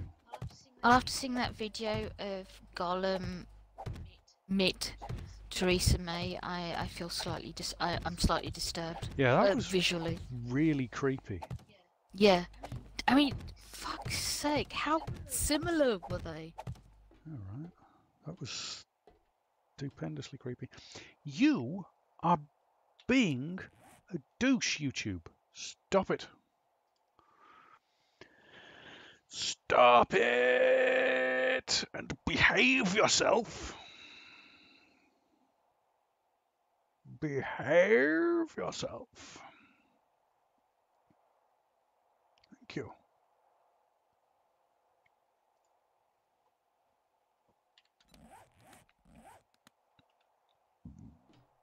I don't know why YouTube's being a douche like that.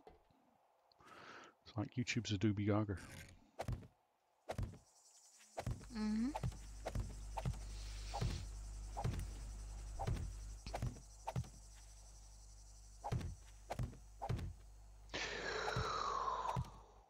You piece of... John Major.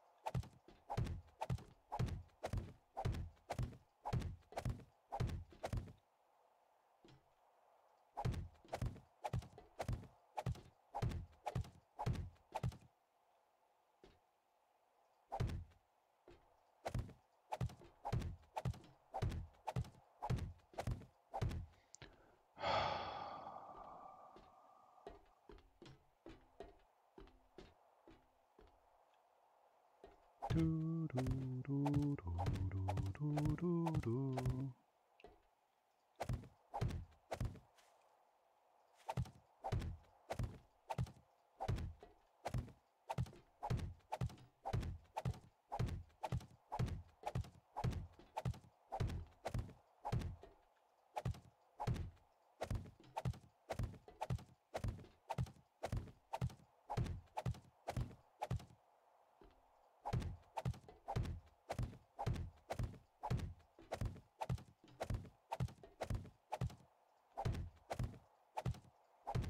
So much block placement.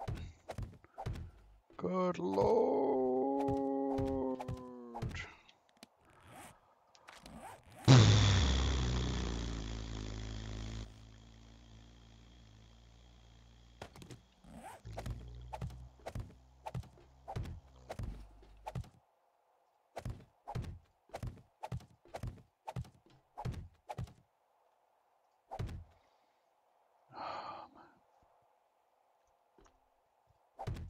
Mana Mangalam Habatu Mangalam Jiva Mangalam Habatu Habatu Habatu.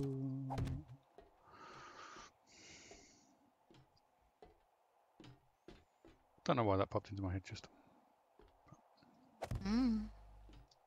Because we were talking about India earlier? Maybe.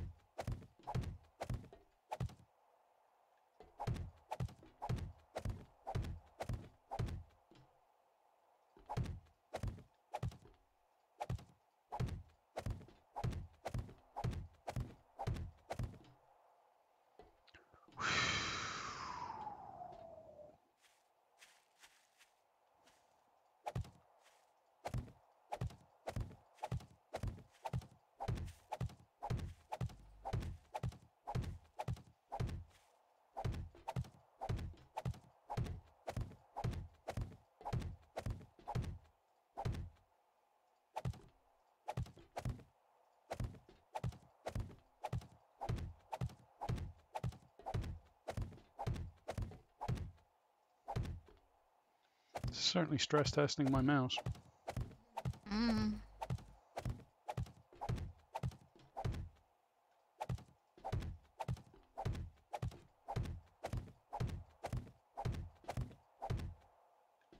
Doop doop doop doop doop doop doop doop doop doop doop doop doop doop doop doop doop doop doop doop.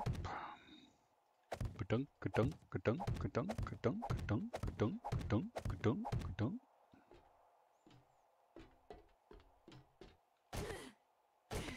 Oh, come on. How much of this pyramid is there still to do?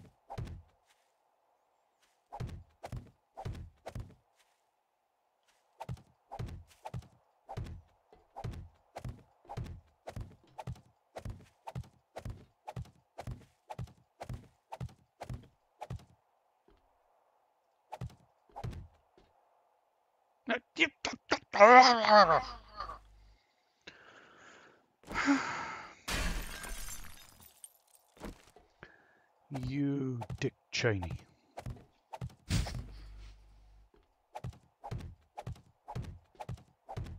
Doom be doom dee doom dee doom dee doom. Oh no. You know, I just got that out of my head after how many weeks? You owe me big time, matey. Yeah.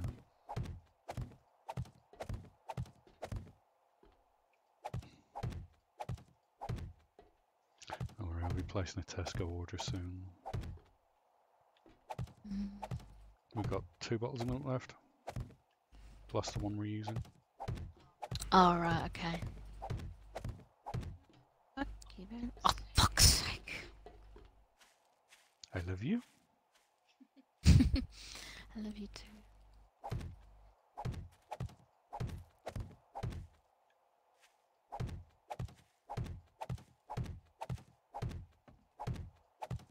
Yes, I'm going to have to look up a radio channel I can play in the background that is non-copyrighted music. I wouldn't even know where to look.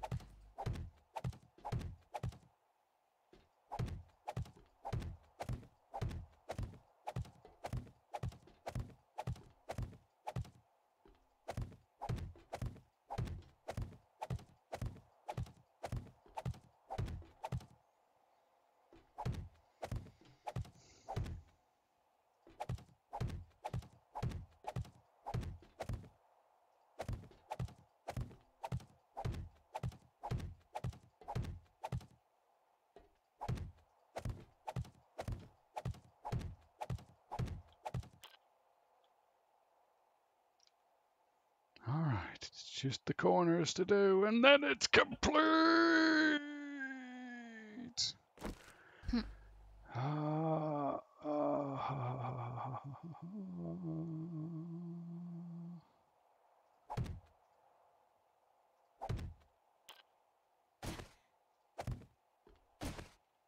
dum, dum, dum, dum.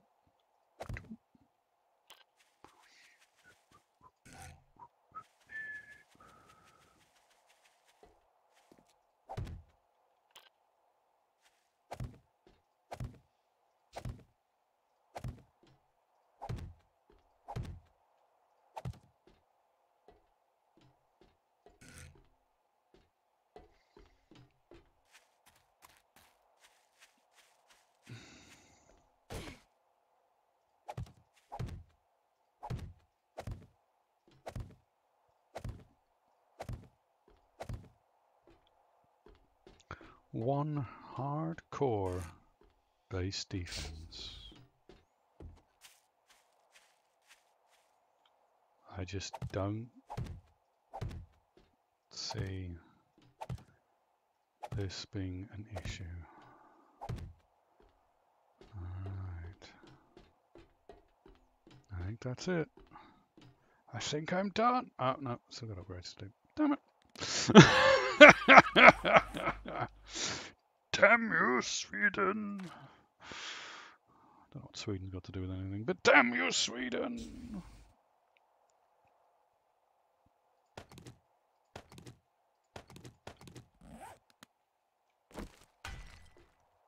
Oh, hold on.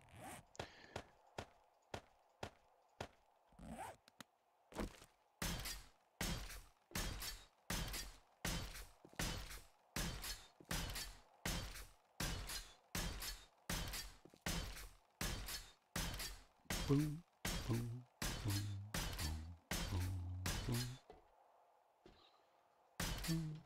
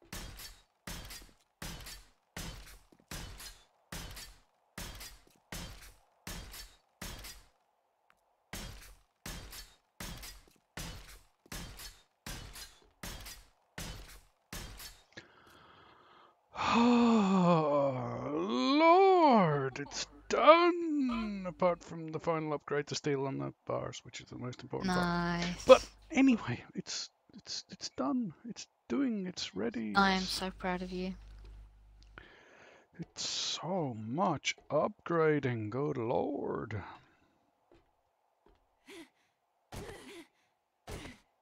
But there we go.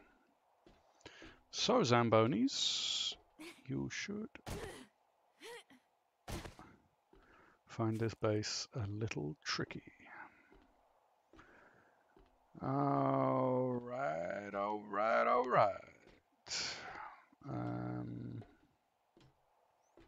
Now,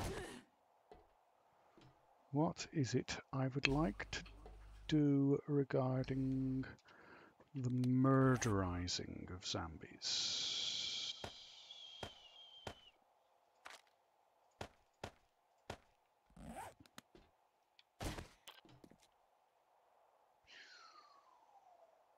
Now what I could do, what I was thinking, is I could put... Ooh. Why is that damaged? Don't know. Anyway, I was thinking what I could do is I could put like a blade trap here and a blade trap here, so that when the zombies come down, they get hit by a blade trap before going up the ramp.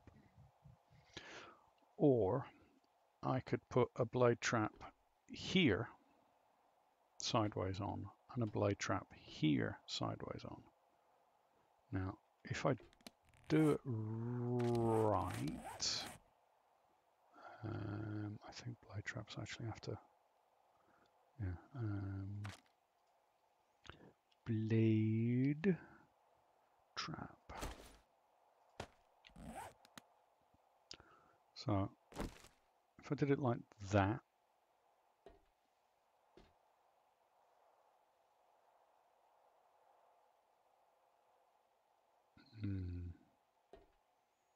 see, that only covers one doorway.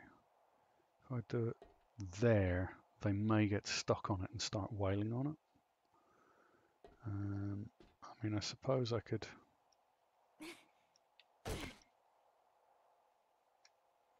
put them like...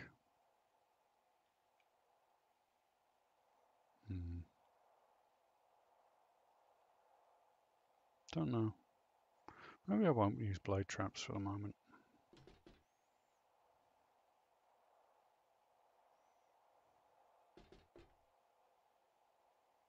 I mean, how many can I fit in? I can fit in...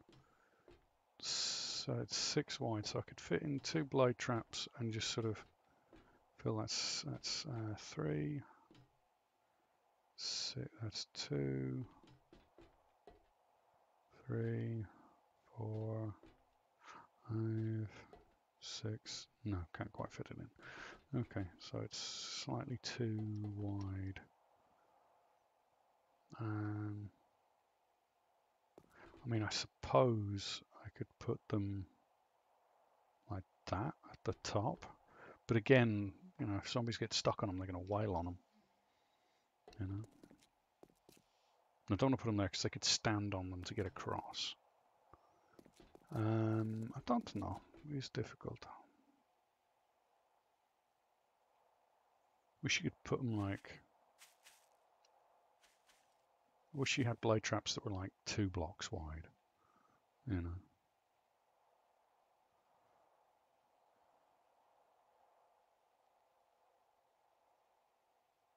Put them there. But they're not going to answer the answer for this one. So, let's think trap. What have we got? We've got iron spikes,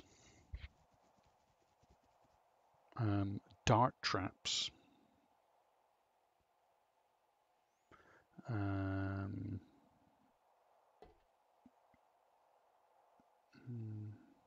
maybe I'll just do this first Horde Night without any turrets, without any traps, without any kind of stuff, just to give them a see, you know, can you survive a horde just chilling out and letting the zombies fall to their death and maybe shooting them yourself, you know.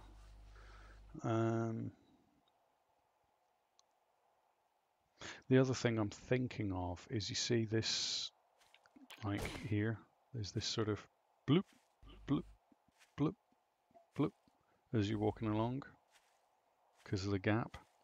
I'm thinking of putting plates down around the outside.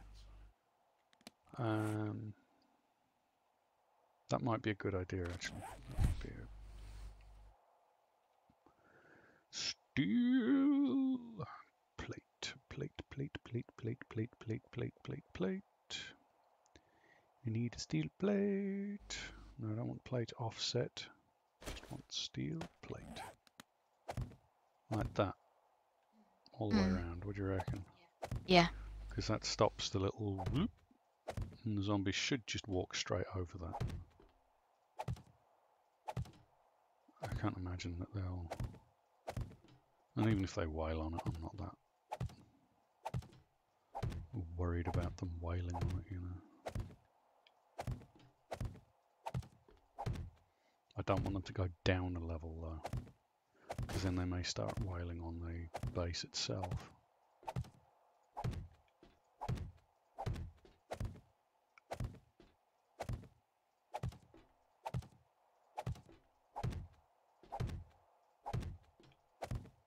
I just wish the ground would sit flat with the block, you know, instead of leaving that little sort of V gap that things can fall into. I just don't want things to fall into it. It's not useful. Thank you very much. And the other thing is, I don't want to put traps down, iron traps out here, because I would prefer it if the zombies don't all come from one place. And what will happen is, if you put traps down, is they'll start coming until there's a hole in the traps, and then they'll just all come through that hole, which means they will all then come through the same spot, which, if they all come through the same spot, means they're doing the damage to the same blocks, which they're invariably going to do damage to blocks. You know, I mean, these zombies are douchebags.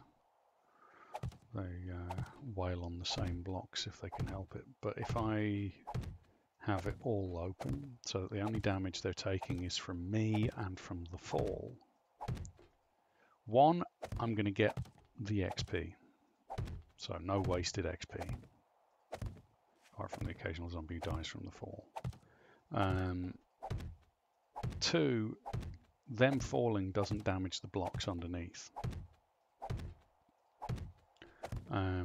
So it's going to require less repairs.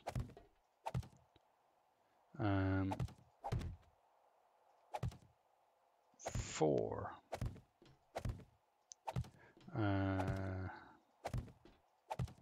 it requires less resources, and this is already a resource intensive build as it is, you know. And I'd prefer not to make it any more intensive if I can help it, because it's already a bit of a beast.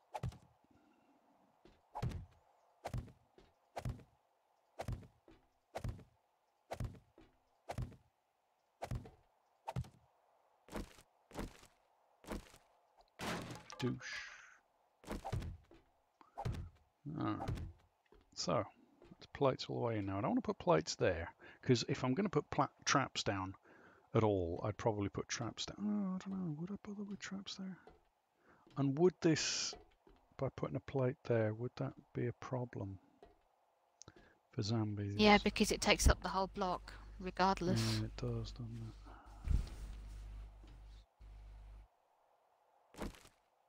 Do you mind?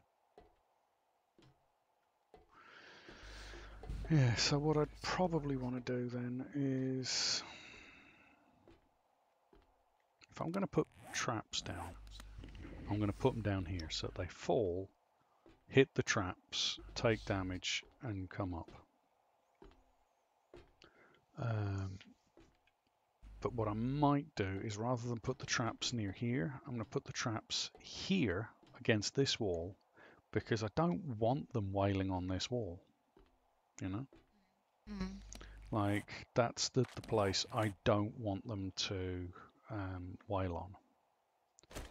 So, let's get this stuff. Moment. I do need steel. I don't know why I threw that steel away, but I don't need any of this.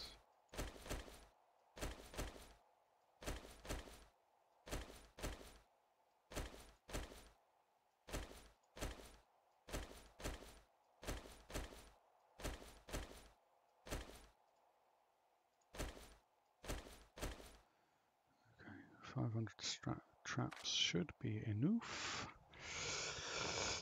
I do need steel for upgrades up top, don't I? So, 1, 2, 3,000 should be enough.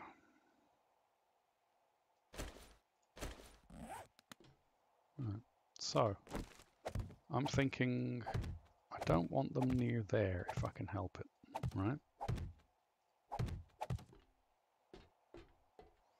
So I don't mind putting traps there because that will, they're already discouraged by traps as it is because they see them as having a health pool that they have to break through because zombies apparently are engineers now. But what I'd like to do is if I do that, I've gone out 2 blocks there, so yeah, if I go out 2 rows at the base, that stops, that's a good chunk of trap damage that they'd take if they decided for some reason that they wanted to wail on that. Mm. I don't think they will wail on that.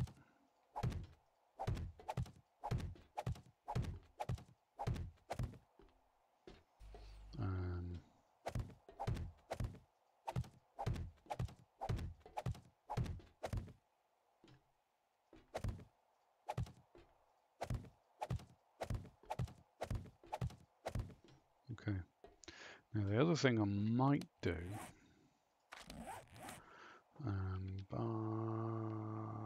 Barbarossa.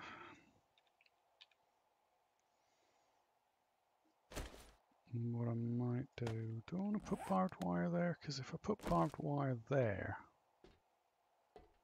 right? Yeah, I'll put it there on the entrances, like that, right? On either side. So if they suddenly start wailing on those walls, they're not wailing on the walls, they're wailing on the barbed wire.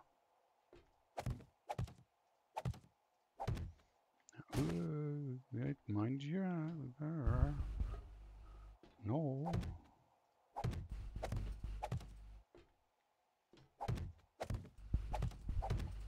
Also means they're going to be, damn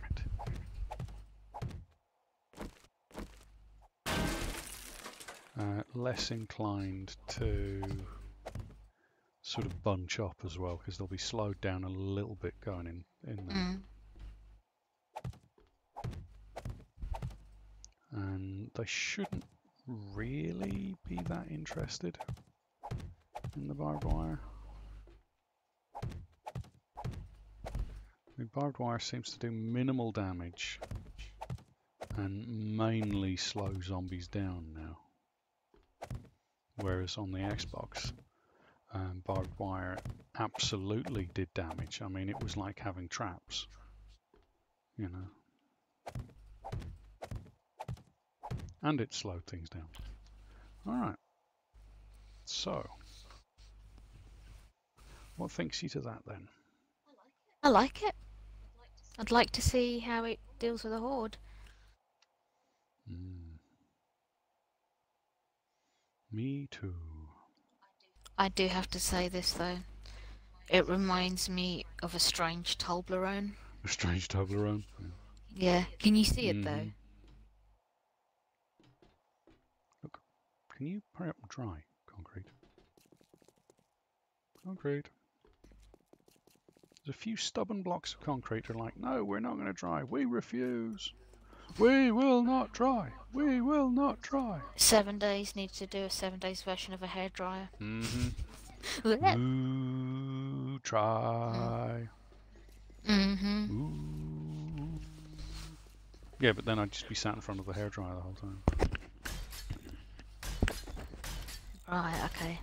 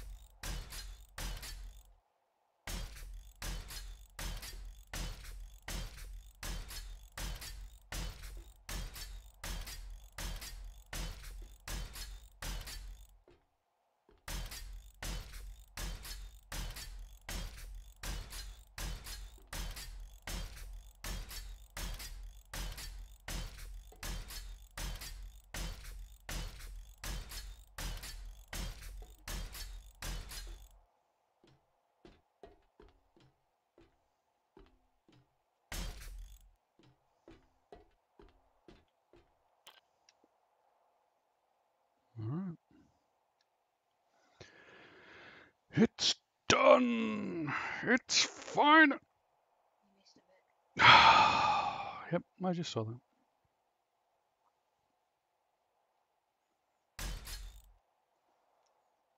It's done! It's finally done! I don't need to do any more upgrading or building or placing of blocks anymore. It's completely finished. I don't need to do any more. Ah! Fire off arrows! Ah! Or nails. Sorry, brain. I'll get there eventually.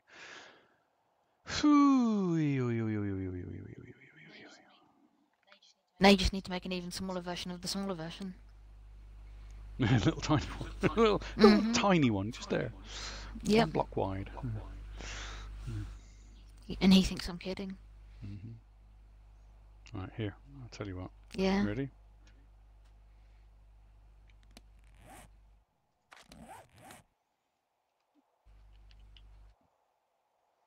Alright.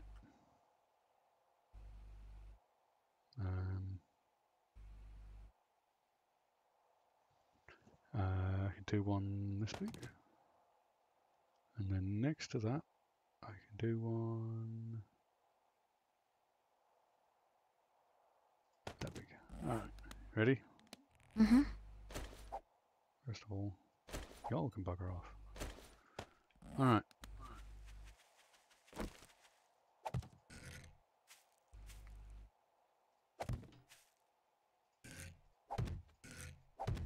There you go. Thank you. And then just to finish it.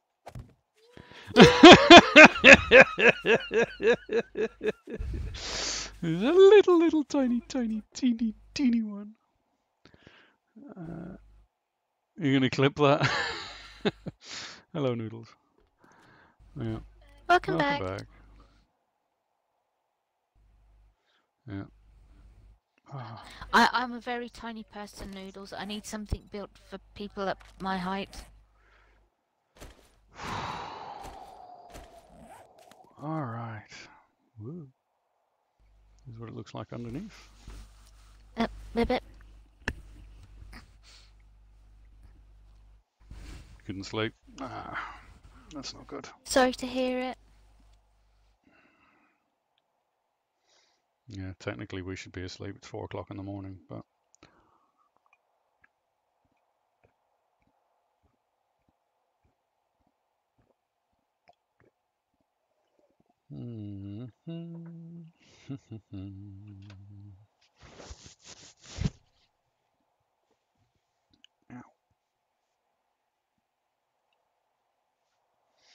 All right.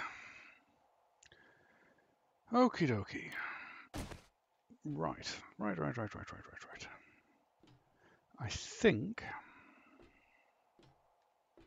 I'm going to go to the toilet, and then I'm going to set it to day 7, and we're going to do a horde. So I'll be back in a moment, Noodles. Back in a moment, Itty. It's okay.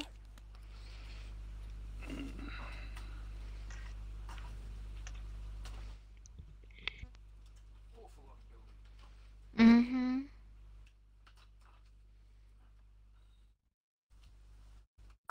Oop, shit. Kicking things over. And treading on wires is not a good thing.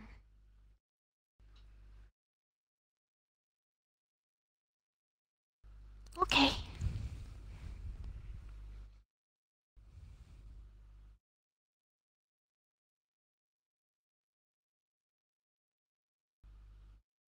Hope you enjoy your break.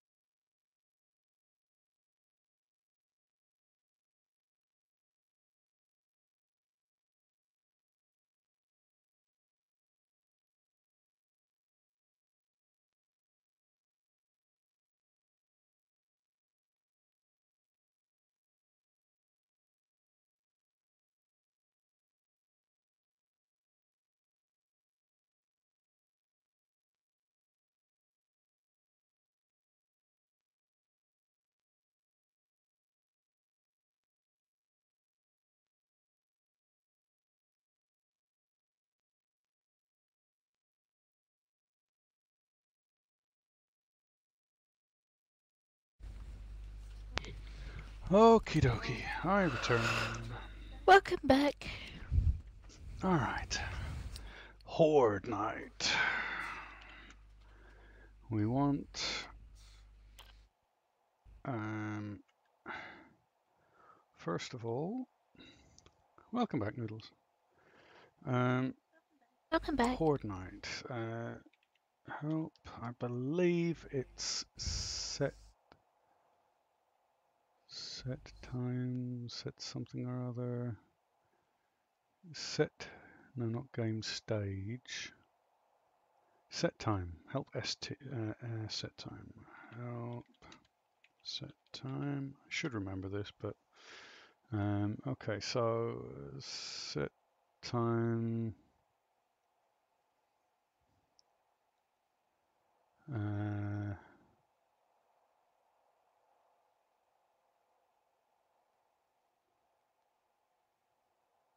Okay. Okay, so it should be a set time. I'm Eli, and she is Nitty. Set time, it's day 7, 21. I'm also known as the weird one. 50.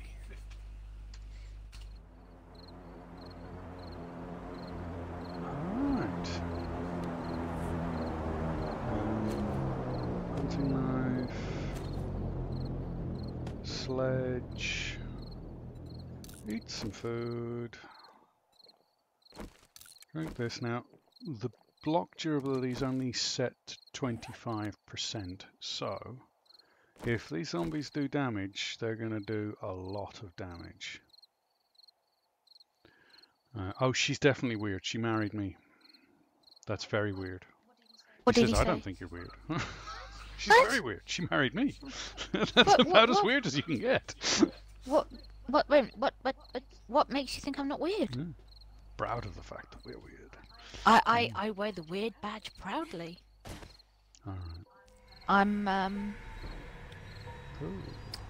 Zambonis, they're coming from the southeast by the looks of things. Alright.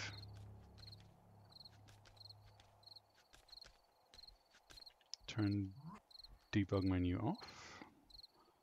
I can no longer be God. Yep, not God anymore. Oh, hello. Oh, lovely. Oh, lovely. Look at that. Cops. Oh, and everything. You are a douche. I'm gonna go in here.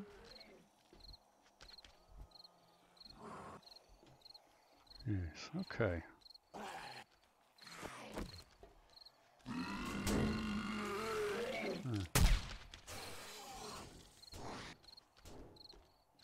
Okay. Cops are still a problem. So I have to shoot cops because cops spit.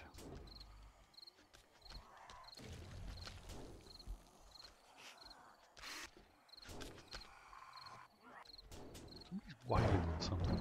Who's wailing on stuff?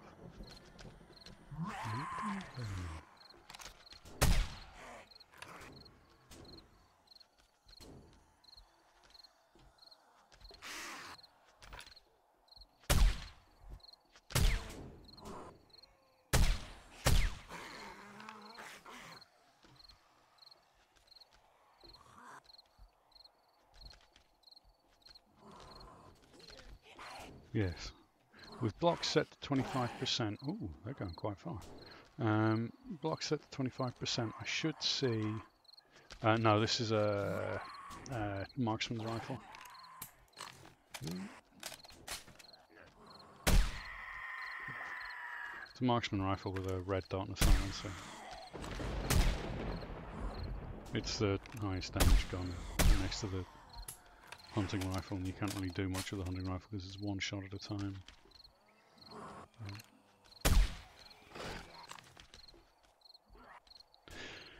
Oh. Now those green guys will heal in the time that it takes them to get back up here. Yeah, the reason I've got it set on block 25% for this, I should really have set it to 100 to see, but I just want to see where they're doing their most damage, you know. And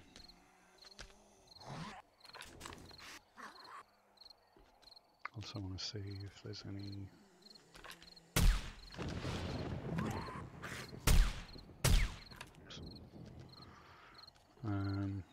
areas where I need to worry. Now this is on nightmare run speed as well, so they should be running like madmen right now. Doesn't seem to be that fast though. I'm pretty sure it's set on nightmare. Maybe it's not set on nightmare.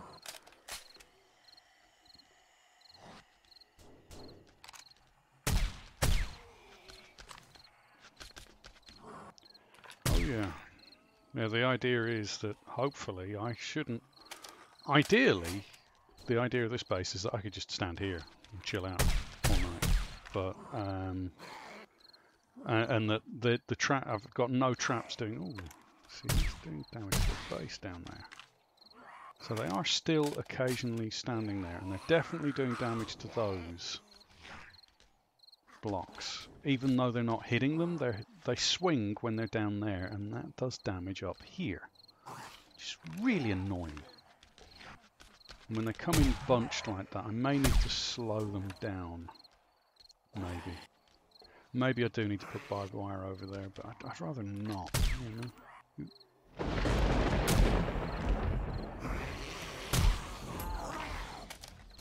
Ooh, spiders. And that's why I've got this area. So I should be stood here. Definitely. Because that stops the spiders jumping at me. Now the other thing, of course, is you'd probably put... at the point that you've got this base fully built, you'd have turrets. You'd have spike traps and all sorts of things like that. And blade traps, and of course I can always put those in, but I want to see where the weak points of this are. And it's definitely the cops. And I think it's going to be the zombie bears as well. I think zombie bears might be a problem. But we'll see. I don't know if zombie bears can walk across that gap, or whether they fall down like the other zombies do. I hear you. Where are you, spider? Get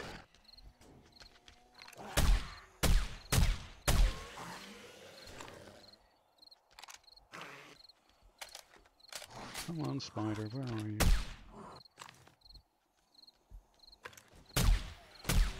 Ooh. Oh. Okay, so he still jumps at me from there. I wonder. If I stand here,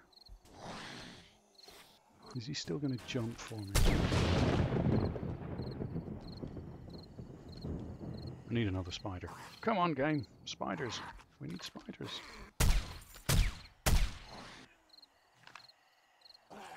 Yeah, I love this. This sniper rifle's fantastic with the red. Because you don't need the scope. You know, really. Although I wish it was an actual red dot and not a, you know, the cursor. But yes, cops are a problem. Gonna need something like shotguns or something, because the damage these things are taking. I mean, okay, this is 25%. They'd have never taken that amount of damage. It would take a whole array of cops. Ooh, how did you get in? How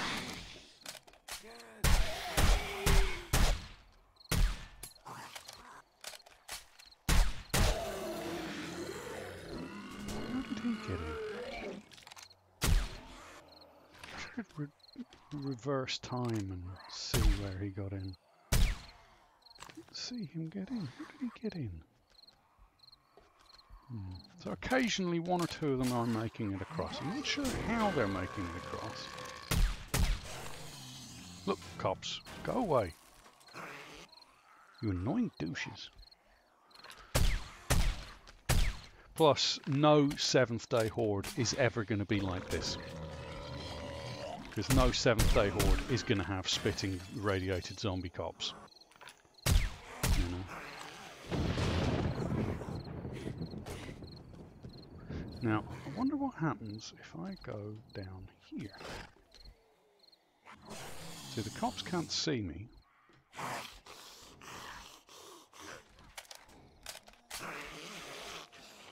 Are they going to wail on the...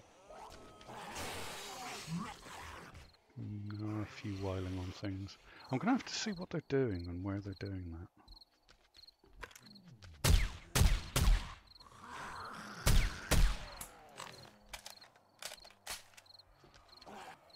Damn you, cop. Yeah, I think I may have to make some kind of adjustment to this.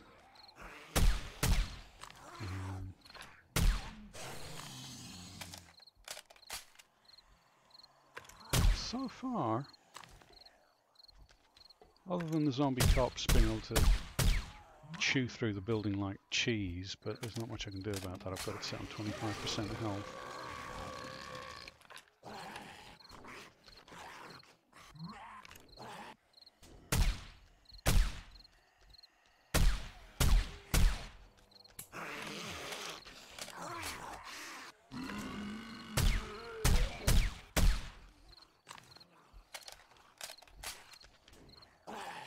Oh yeah, go for it. This is just a base design I put together, mixed in with a couple of things from a couple of other guys that have done things. There's Games for Kicks, Joe Woodle. What's this? He's asking if he can put a video together on this base design. Go for it. Feel free. This is. I'm not someone who believes that you know, it's my base, no one else can use it, no one else can show it. Do what you want. Right? And you don't even have to say, hey, I got this from Clan Midgard. You can do whatever you want. But if you do this design, promise me that you will kill every vulture bastard you ever see. Definitely. I hate vultures. I hate them. I hate them so much. I hate cops too. Yeah, cops as well. The zombie cops in this are horrible. Now this base is taking an absolute pounding at 25%. Like, this is far more damage than a base would ever take during a horde night, unless you were playing 25% block durability, of course. But then that would be one hell of a difficulty setting, you know.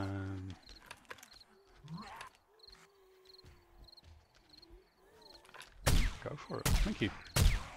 Yeah, this is what I enjoy about 7 days, is just coming up with base designs and, you know, adjusting designs based on things I've seen. Yeah, it's showing up now. Balls. I've been finally seeing Noodles chat on via my Xbox YouTube. Oh really? Woohoo! I thought I'd got that set up from a while ago. I know you did, but it wasn't showing up. No. Let's have a look at Streamlabs. See. It's temperamental. Yes, this should. I mean, this is.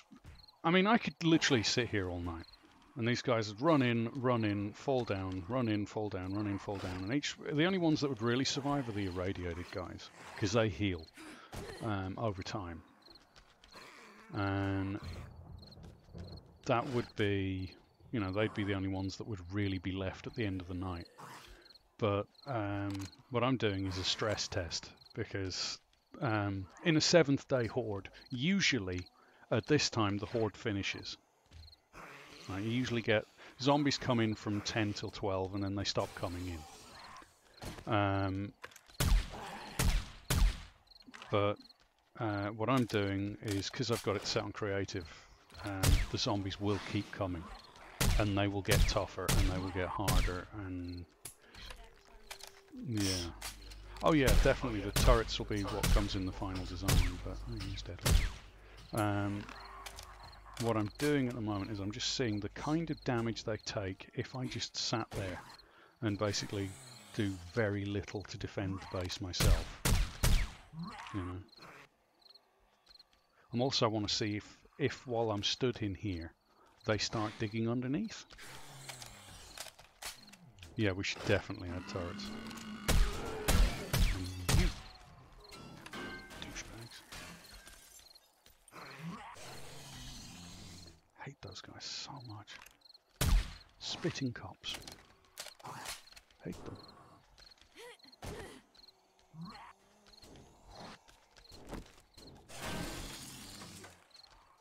Oh, he's one hell of an architect.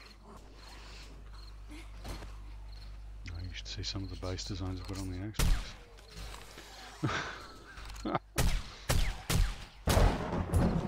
Yeah, this is my idea for a lazy base.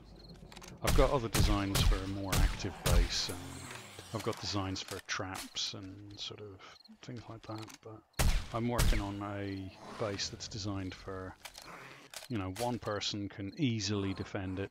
A group of 4 people would find it really easy. I mean, if you imagine 4 people in here shooting zombies and targeting the cops, making sure you're dealing with the cops or zombie bears as they come in. Still haven't had any zombie bears. I'm going to have to spawn one in, I think. But yeah, I'm going to leave these guys running until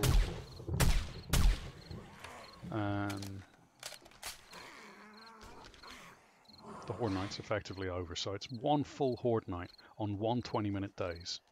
So this is, you know, pretty much the longest day that longest horde you're going to have to survive. You know, and the amount of zombies coming in, because it's a constant spawn, it's far more than you'd ever actually see, you know, in a Horde Night. As I say, Horde Night finishes at 12. This is going to keep going till 4. Those green guys have so much health. Good lord.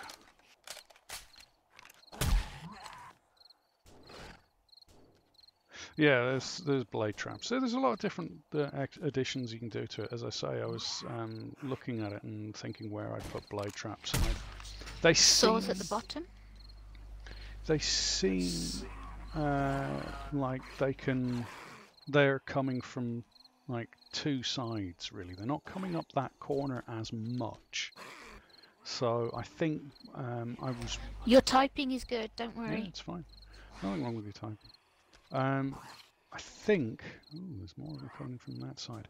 The best place to put the blade traps would be at the entrance, although I'm not sure the blade traps would last the night.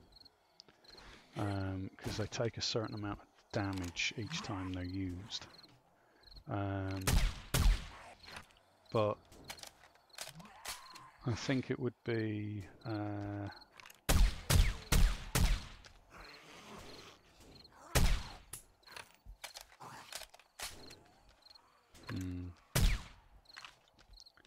yeah, I think blade traps, electric fences maybe, sort of stuck out below, so that as they fall they get electrocuted.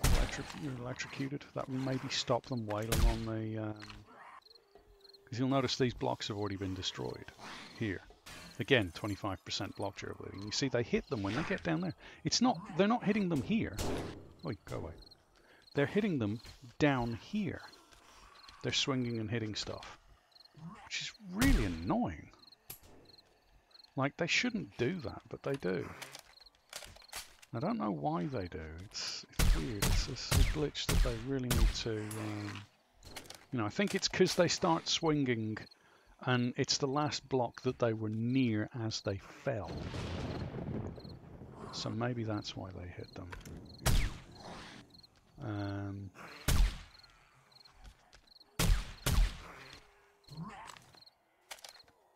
Yeah, so we'll survive the night. I'm not going to call it early because I mean I could, because technically the shotgun turret is in. There is actually a shotgun turret. Unfortunately, the turrets do an awful lot of damage to your base. So you have to face them facing out from your base rather than in towards your base. Because they're indiscriminate and they will, while they're shooting the zombies, they will absolutely damage the blocks that you're near. But yeah, there's shotgun turrets, machine gun turrets, blade traps, dart traps, although I'm not overly keen on the dart traps, I have to say. I had a terrible shot today. Oh, I'm infected. Oh no, I'm infected. What will I do? Nothing right now, actually. You can infect me when you want.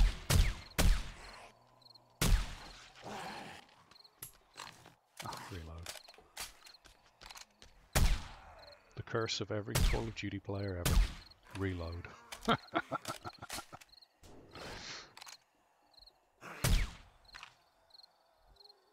But, yeah, so there are problems with this. I'm not going to say that there aren't problems with this base design. There are definitely problems with this base design. There are issues. Zombie cops primarily. Although, as I say, 25% block durability, I'm not sure they'd have been able to destroy this.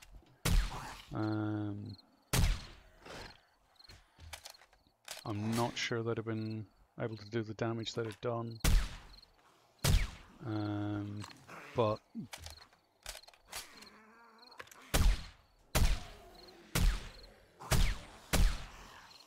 don't mind me, I'm juggling zombies with a sniper rifle, apparently. Ooh, black spike. Okay, just increase the...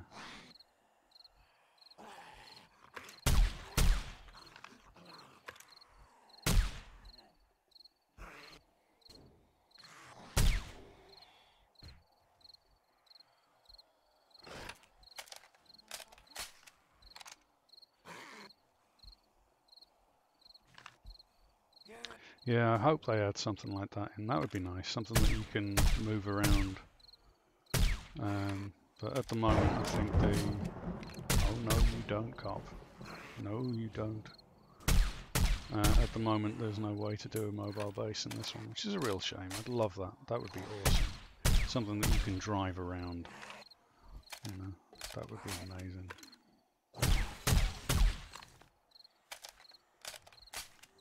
For the moment, we've got turrets, blade traps, spike traps, obviously. Nope, nope, nope, I see you. No spitting.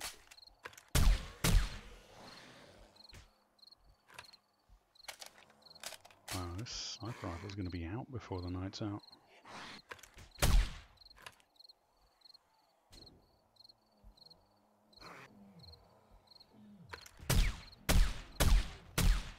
No.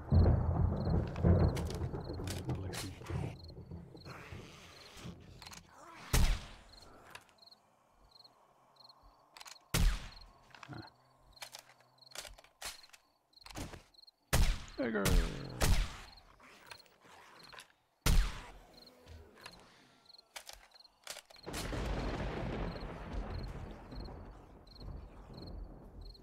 Yes.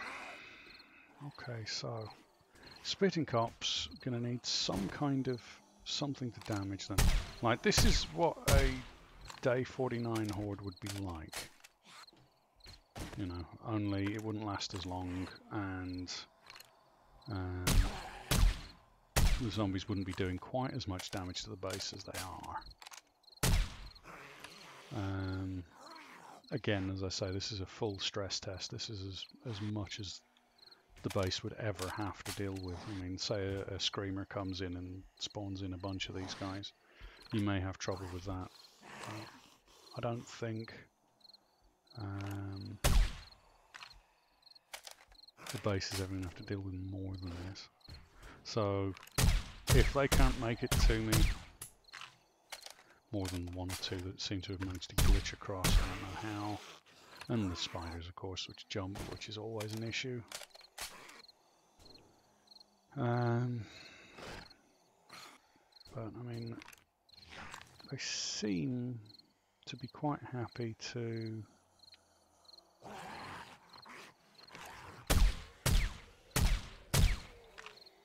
The only time they're wailing on stuff is when they're falling. Which I'm sure if I stun them with a electric fence, and that'll stop them from wailing on the door as they fall. That might be good, actually. Yeah, I'll try that next. I'll try messing around with electric fences and stuff. I think for the moment, for a base design, a base design, like something that to build on and mess with, I think this is good enough. See, how is he doing that? How is he walking across multiple? Everyone else is falling. But those guys seem to make it across too. It's really weird. Maybe because they're running and the biker zombies are big chunky dudes? Don't know. 206, not long now. Another 2 hours in game.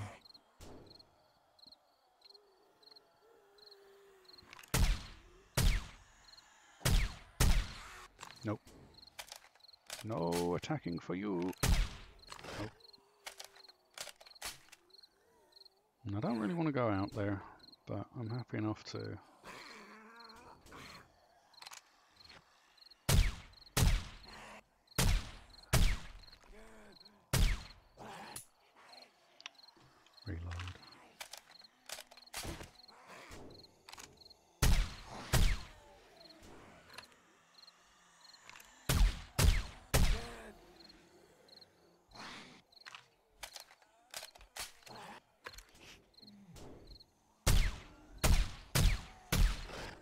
Yes, cops are definitely the #1 target though.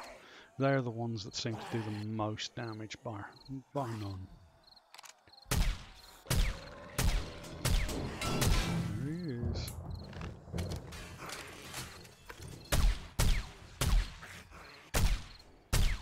Oh.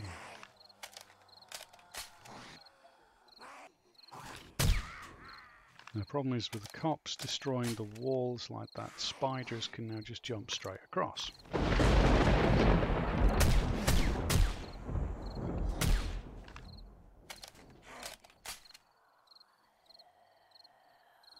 Yes, yeah. Oh yeah, you could definitely, as I say, I mean, you could turn this into a blender base. You know, have multiple traps just dropping down, so as they fall, they're getting hit by blade traps and stunned and shotgunned and all sorts of things. There's all sorts of ways you can improve on this. But as a base that you could build, I mean, you can, in my survival base, I've got part of this already built. I just wanted to see how much it would take in terms of, you know, destruction, how far it would take for these zombies to come through in a night, you know. And so far, they're not making it through. I mean, as I say, there's a couple of zombies that made it across, but, oh, and, go away. Vultures. I hate vultures so much.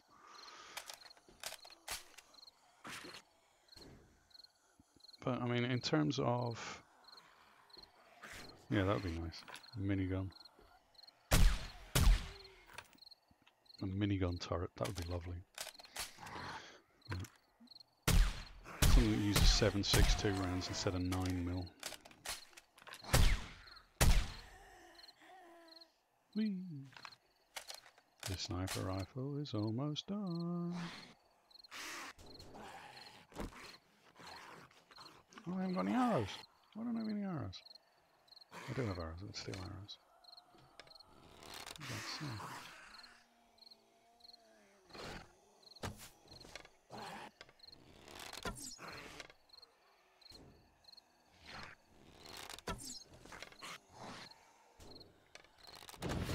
I'm playing on the Xbox too much. I am on the arrows. Bow's gone down here.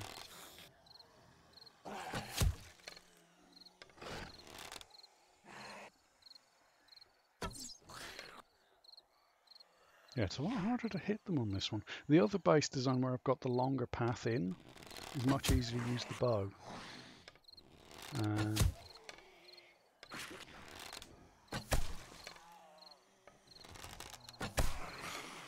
Maybe I'll adjust this again and make it so that there's the drop there, right? Have the drop trap and then have us higher up again, but with a ramp leading up to us from the drop trap, so that we're up top shooting down at them. And that they run up, maybe drop down, then have to run up again, which would expand the base out again. That would make it more difficult to start. But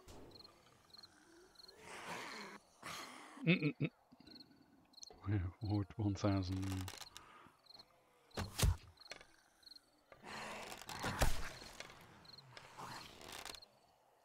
you're already dead.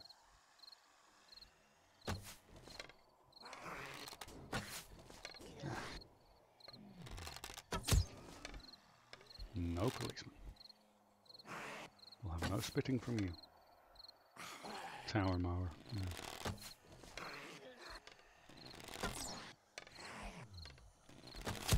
No spitting from you, policeman. Stop it.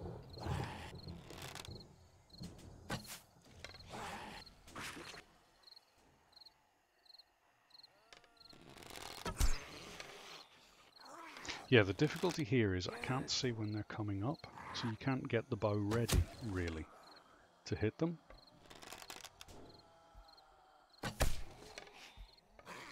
Oh, hello, Big Mama. No. No. Bad zombie. Yeah, the design I've got on with the single path in. Ow. Where did you come from?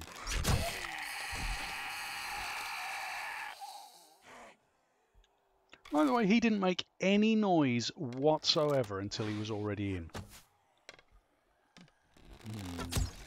That's annoying.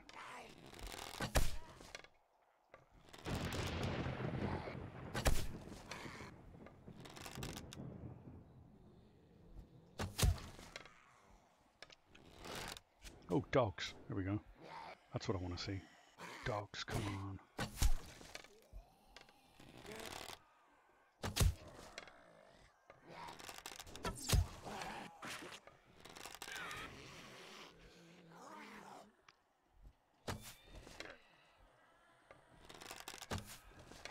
It's an irradiated spider. Yes.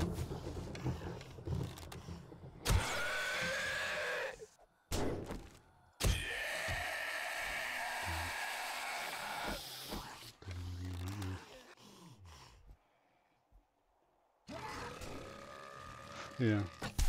Oh, there's that cop out. Hello? Polizia? Right, 3:22. We're only going to last another 40 minutes. If I can last another 40 minutes and then kill these guys off. Where is he? How is he shooting from below the thing? Annoying kid. But yeah, another 40 minutes, then I'll do clean up.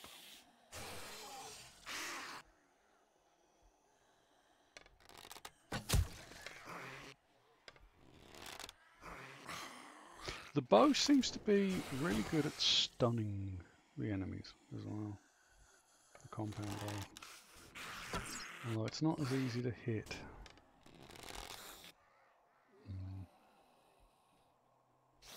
The sniper rifle took out. Every time I look for them, they're changing direction.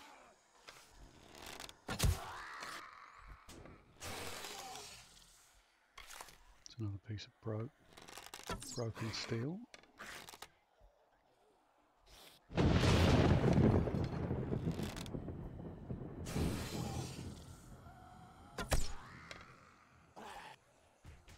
Yeah, I'll be interested to see what damage they've done elsewhere on the base. Again, 25% durability, so this isn't ideal, you know. Yeah, I'll probably put barbed wire along the tops as well. But, and what I might do is set up a way in and out of the base using the drawbridge, so that I don't have to do the jump across. I can just lower a drawbridge and walk across. What do you reckon? Yeah. Yeah, yeah, definitely. As I say, this is just a basic setup. Caging, increasing the durability of the cages should be a lot higher as well. I mean, at the moment these are effectively they only have like 250 health or something like that on the durability I've got it set to. They should have 2,500. You know, so they'd take a lot more punishment before they broke normally. But I'm pretty sure if I did this night again with full durability, block durability, the nothing would make it in.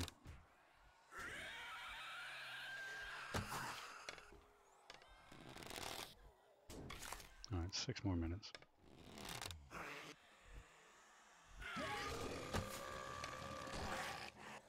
Where are you?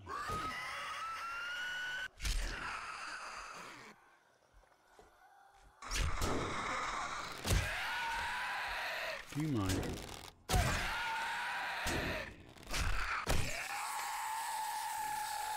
Yes, I'll have those arrows back. Thank you. Alright. Zombies are now on walking speed. Yay! Well, since they're now on walking speed, let's see what kind of damage these guys did.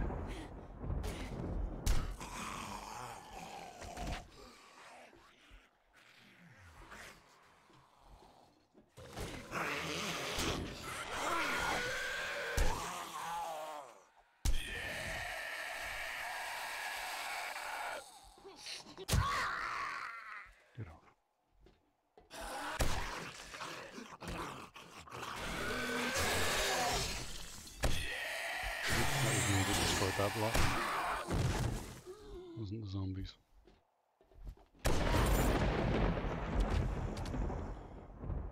Alright. I think that's it. DM. God mode on. Let's have a look at the damage. Alright, so a couple of blocks destroyed there. I'm not sure they would be destroyed during a proper horde of the damage setup. The cage took a lot of damage. Definitely need turrets to help thin out the herd. If you were going to do this like properly, there would definitely be turrets needed. In terms of down here, these ramps took a little bit of damage. They did do a little bit of damage to the base in and around the place. Now that hole I did, that was me. But yes, good idea. Thank you for reminding me. Set the time of day. Day 1, 10 o'clock. There we go. That's a little better. Sorry, I do apologise, Noodles. I completely forgot I could set the time of day. So yes. In terms of the damage out here goes, minimal damage. Again, 25% block durability. You're talking, you know, maybe I'd have taken 100 damage here and there. These took a lot of damage. So the zombies walking past them did do quite a bit of damage to the barbed wire. Spikes took a little bit of damage as well. So I think they were coming in. But yeah, as I say, I mean, for a block durability of 25%, you know, this is nothing damage-wise. I mean,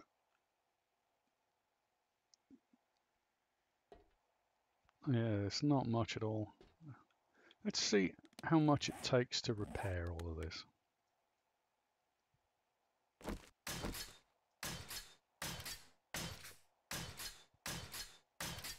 So that's 5.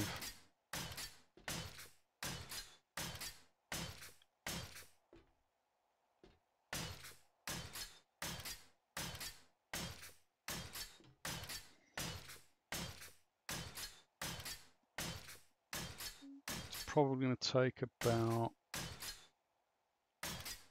I'd say, less than 200 steel to repair, which again, that would be 25 steel effectively with the block durability. Well, 50 steel. Yeah, no, it'd be 25 steel. Yeah, that'd be 25 steel effectively to repair this fully if it had been block durability 100.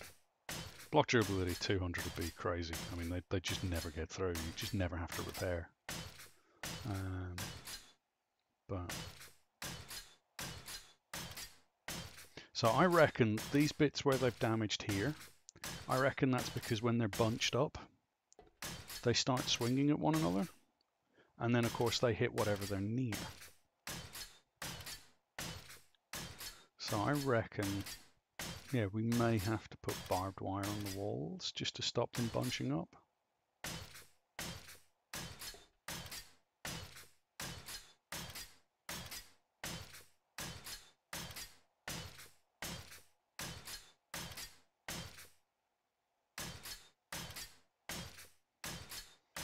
So 20% divided by 4, yeah, we're taking 5% damage around here.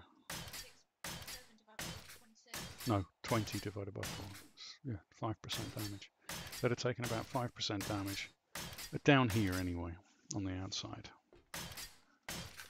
A lot of this is 16% or lower, so again 4% damage,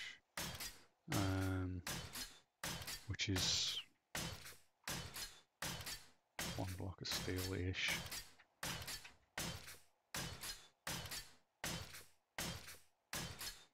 Plates didn't take any damage on the outside, so oh, there was a 79.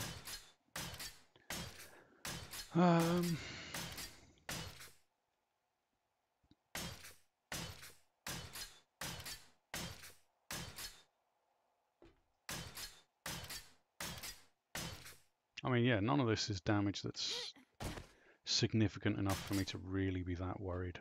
I mean, that's probably the biggest damage is these blocks. These blocks took a huge amount of damage. Fly around? Yeah, sure. So those blocks there took a little bit of damage, the half blocks.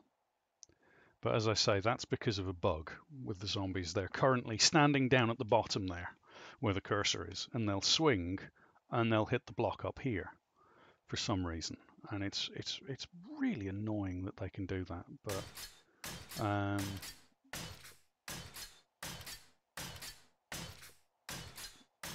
I think, as I say, that's a bug. That's not really intended behavior.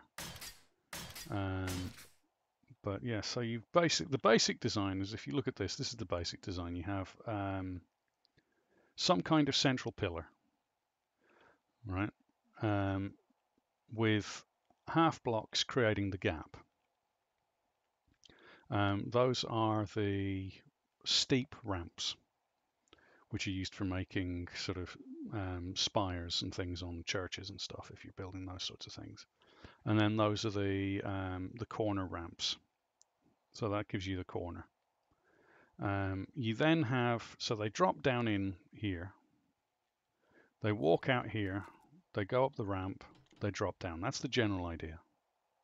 That's the gist of this base design.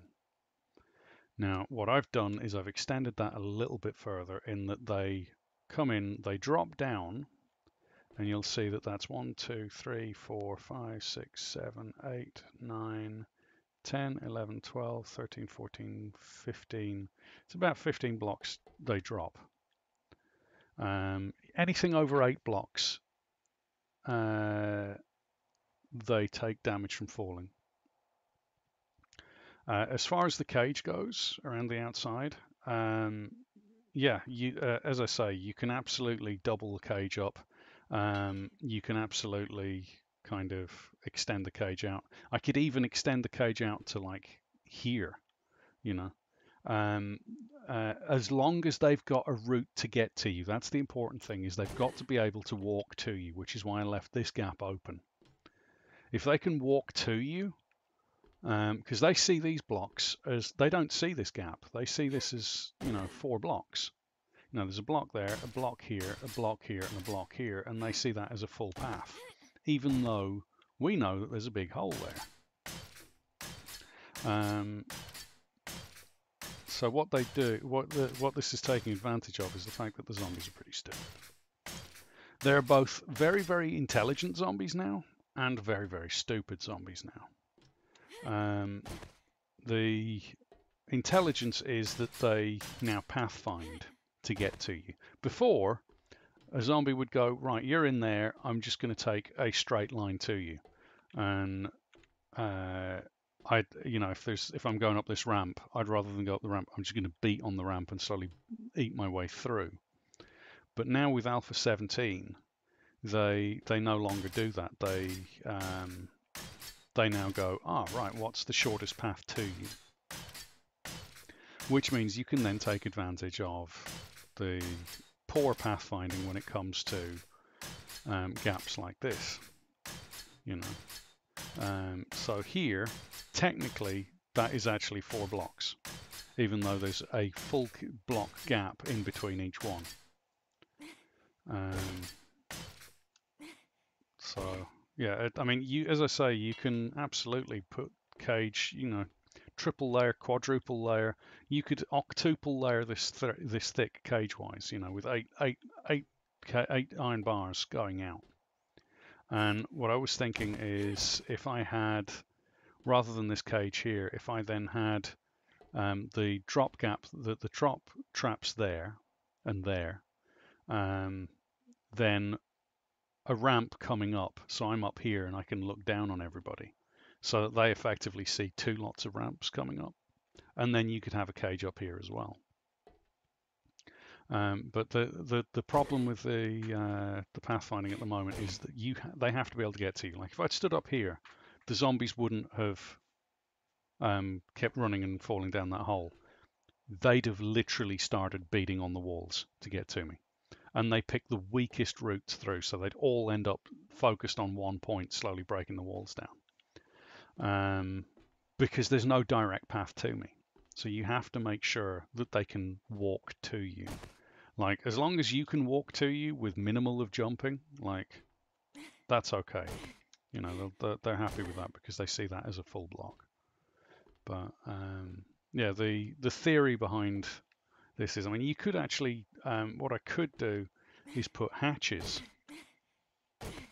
you know, that are open, and they see this, they see a hatch that is open as a full block as well, even though they'll fall down the hatch. So in terms of ways to trick the zombies into falling, there's lots of ways to do it. Now I could make this considerably deeper. You know, if I might take this down 32 blocks rather than 15, you know, you can absolutely set it up so that the zombies fall and die. No matter the difficulty you set them on, they will absolutely fall and die. The problem then is getting the loot. Now, that's a minor problem with this base, but if you're able to kill the zombies up here, the only loot you're missing is if something falls down there. So, you know, as long as you're able to kill the zombies up here. Now, the original base design was that there was the base I'm using in the survival at the moment is just one ramp coming up, going across into the base, and then they fall down, run up, run across. Now, what you do is you in survival you'd build that with the cage as best you can, and make sure that the cage is to its full strength on the side that the zombies are going to be coming up the ramp to. And then you could put in another ramp to the side doing the same thing, and then you add another ramp here doing the same thing, and then another ramp here, and so on and so forth till you've got 4 ramps all the way around you. Then you extend the ramps out a little bit. Now what I'm thinking is I'm actually thinking that the thicker ramp like that, the full width, I don't think that's as good because the zombies are really spread out. Now that's good in that they're only going to be concentrating damage less. The idea was behind this was hopefully that they'd concentrate their damage less in one spot and sort of spread it out a little bit.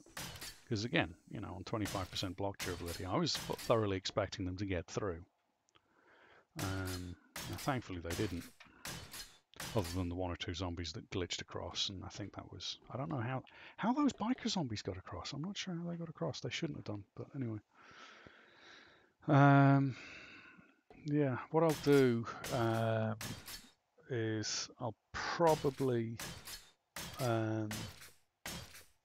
create a new base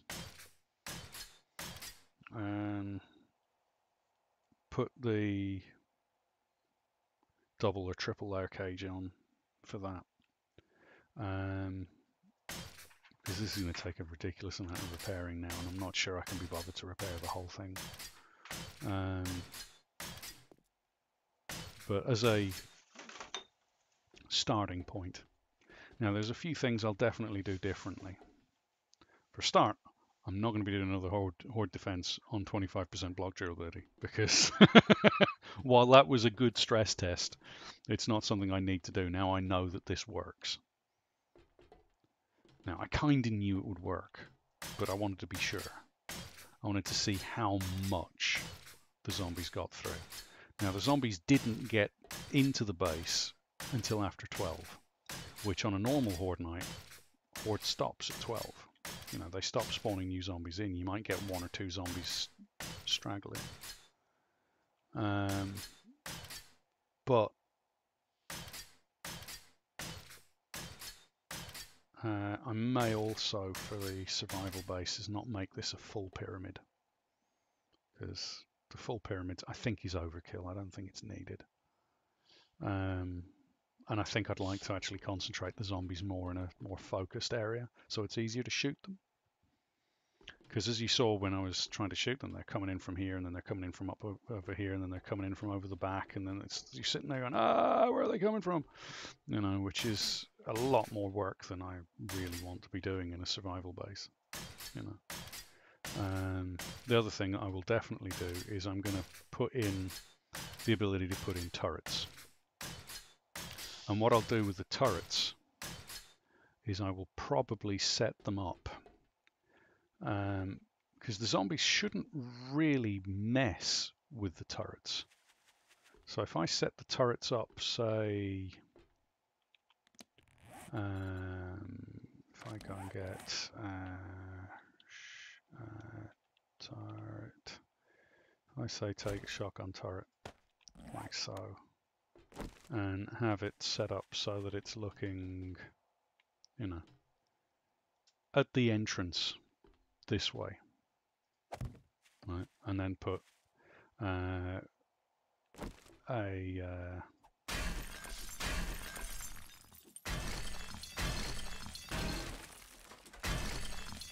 wall around that. Let me,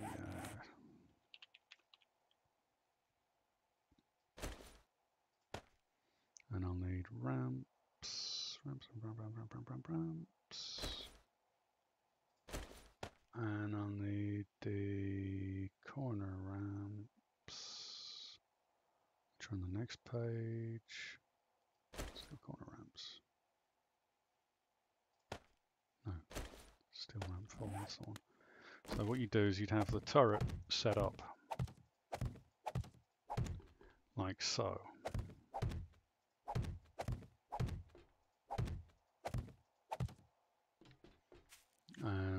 So that the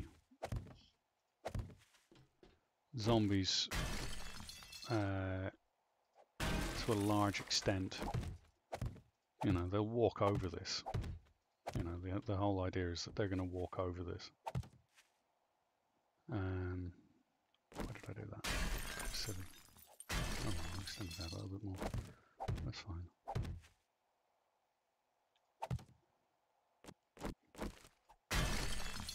You know, the zombies shouldn't really want to mess with the turret in there, because zombies are pretty stupid, as I say.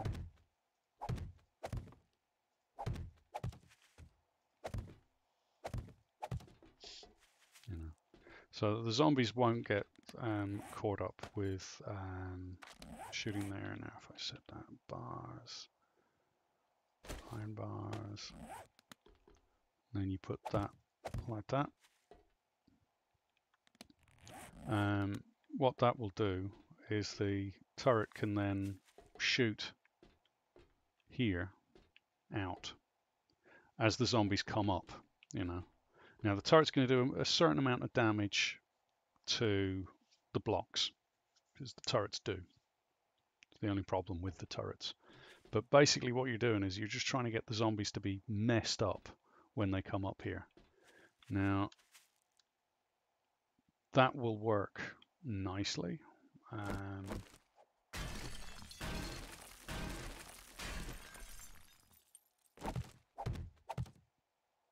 way the zombies walk straight across.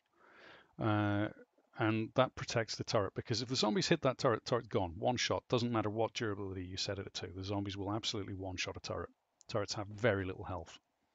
But if you have it set up so it's in its own little bunker like that, and it shoots across, and then you have one at each corner or each side, or you could even have, you know, pillars set up with the turrets on them. Again, the, you know, so as they're walking up, they're getting shot by the turrets. You know, there's all sorts of ways you can place the turrets down and do the turrets. The other thing that I'd probably do turret-wise is I'd maybe even set it up so there was turrets inside these walls. Say, one.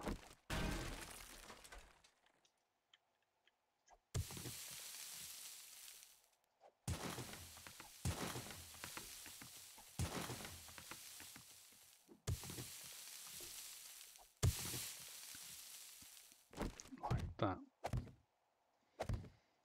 And of course you have the wiring. The wiring just automatically goes through the walls, that's fine. And again, you put the iron bars like that.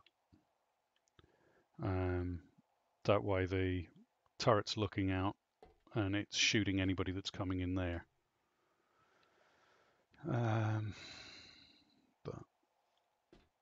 there's all sorts of ways of doing this, setting it up. Don't know. Maybe I will repair this and just sort of adjust it. Because I mean, that was 4 days to build that, wasn't it?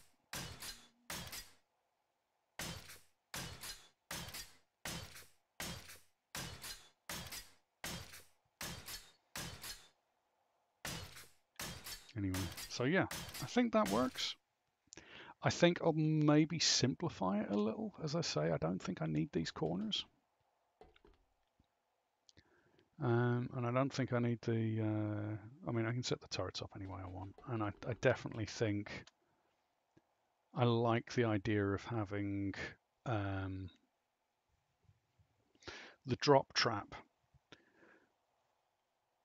Like, if I do it on this little one here, actually, let me just place one, do one real fast. So if I do central pillar goes up like so, then that goes like so around the outside.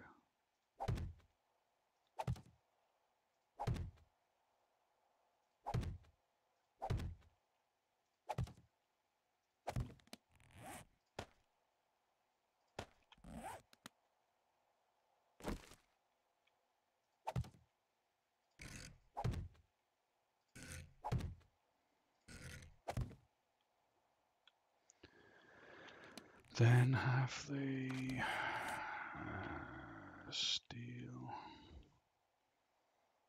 stainless steel half blocks. Where are you? Stainless steel half blocks. Where are you?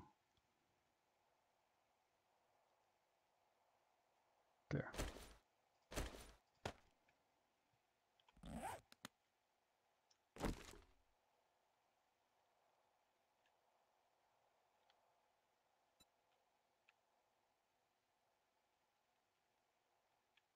If I do that,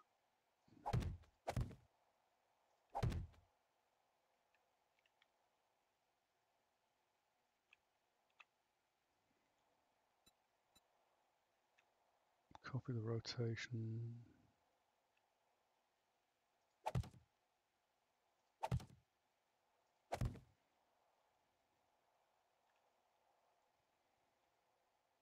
Copy rotation.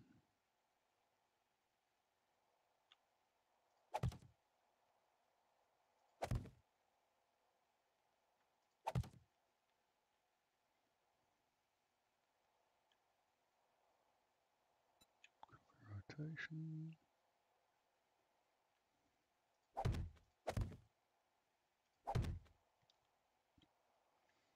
And then I can copy rotation.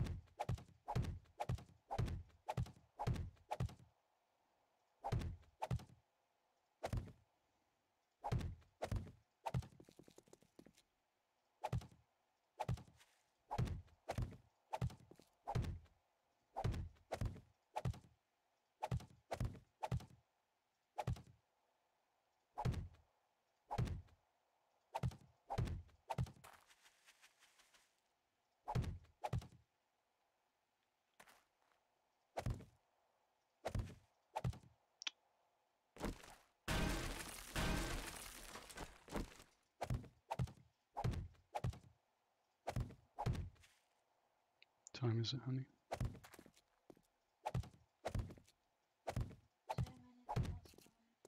Okay, I'll switch out from this now. I'll stop the stream there, but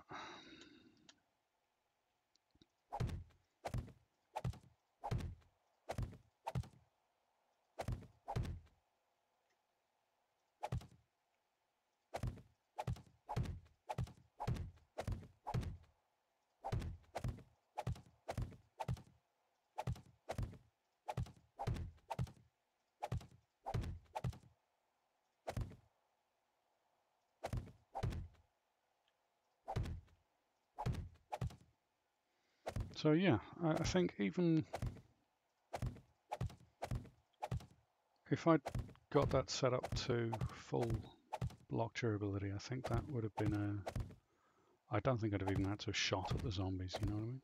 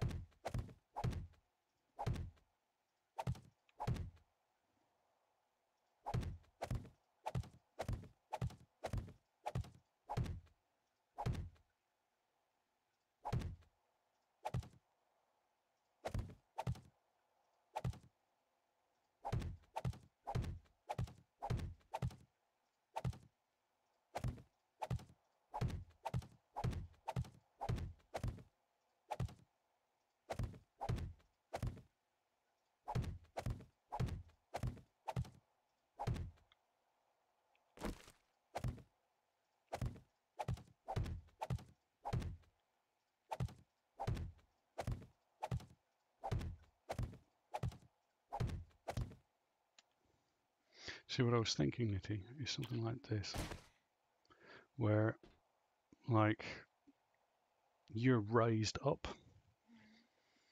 with a cage around you, right? Hold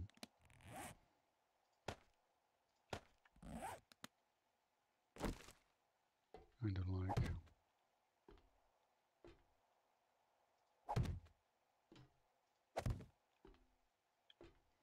you know, with one way in and all that sort of thing, you know. Like, that way you're up and you can see them coming up the ramp. See what I mean? Like, if I make it so that you're further up, so that they come up a ramp, there's the drop trap, then you're effectively high enough that they can then cross. If they could make it across that block, they would then have to come up another ramp, then to the cage where you are, right? So this is on a micro scale, of course, so it would be much bigger, but I think that might work nicely. It would mean a bigger base. Like, you're talking maybe, let's see,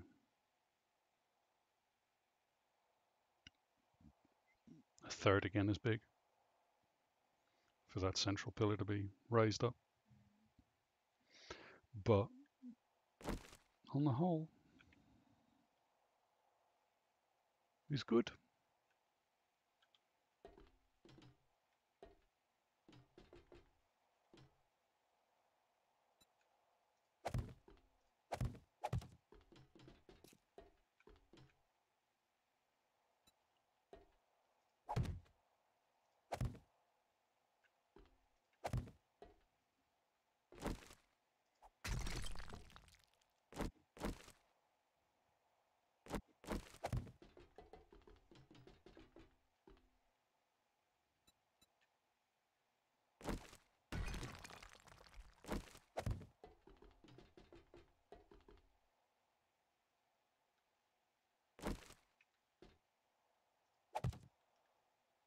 Yeah, so other than a couple of half blocks, everything else pretty much stood the test.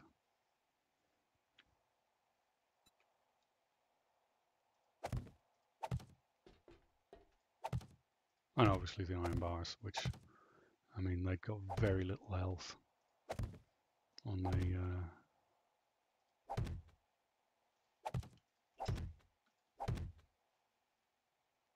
setting I'd set it on.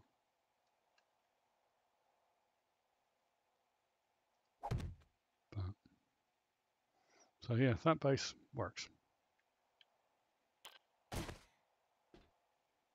This works. There are issues with it.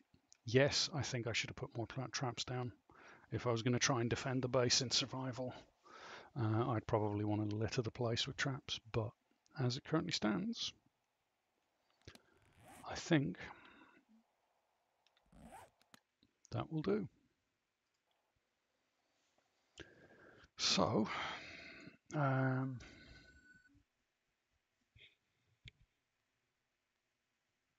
what do you reckon? More turrets? Definitely turrets around the place. Traps, blade traps, that sort of stuff.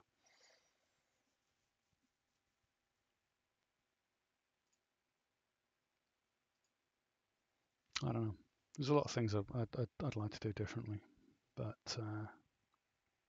yeah, I think it's good. Is sorted. Is good enough. Thank you for tuning in. Next time, I'm probably going to be doing survival rather than creative. So if that's more your thing, and you don't mind watching someone spend several hundred years grinding resources, I will see you next time. Have fun. Thank you for tuning in. Peace.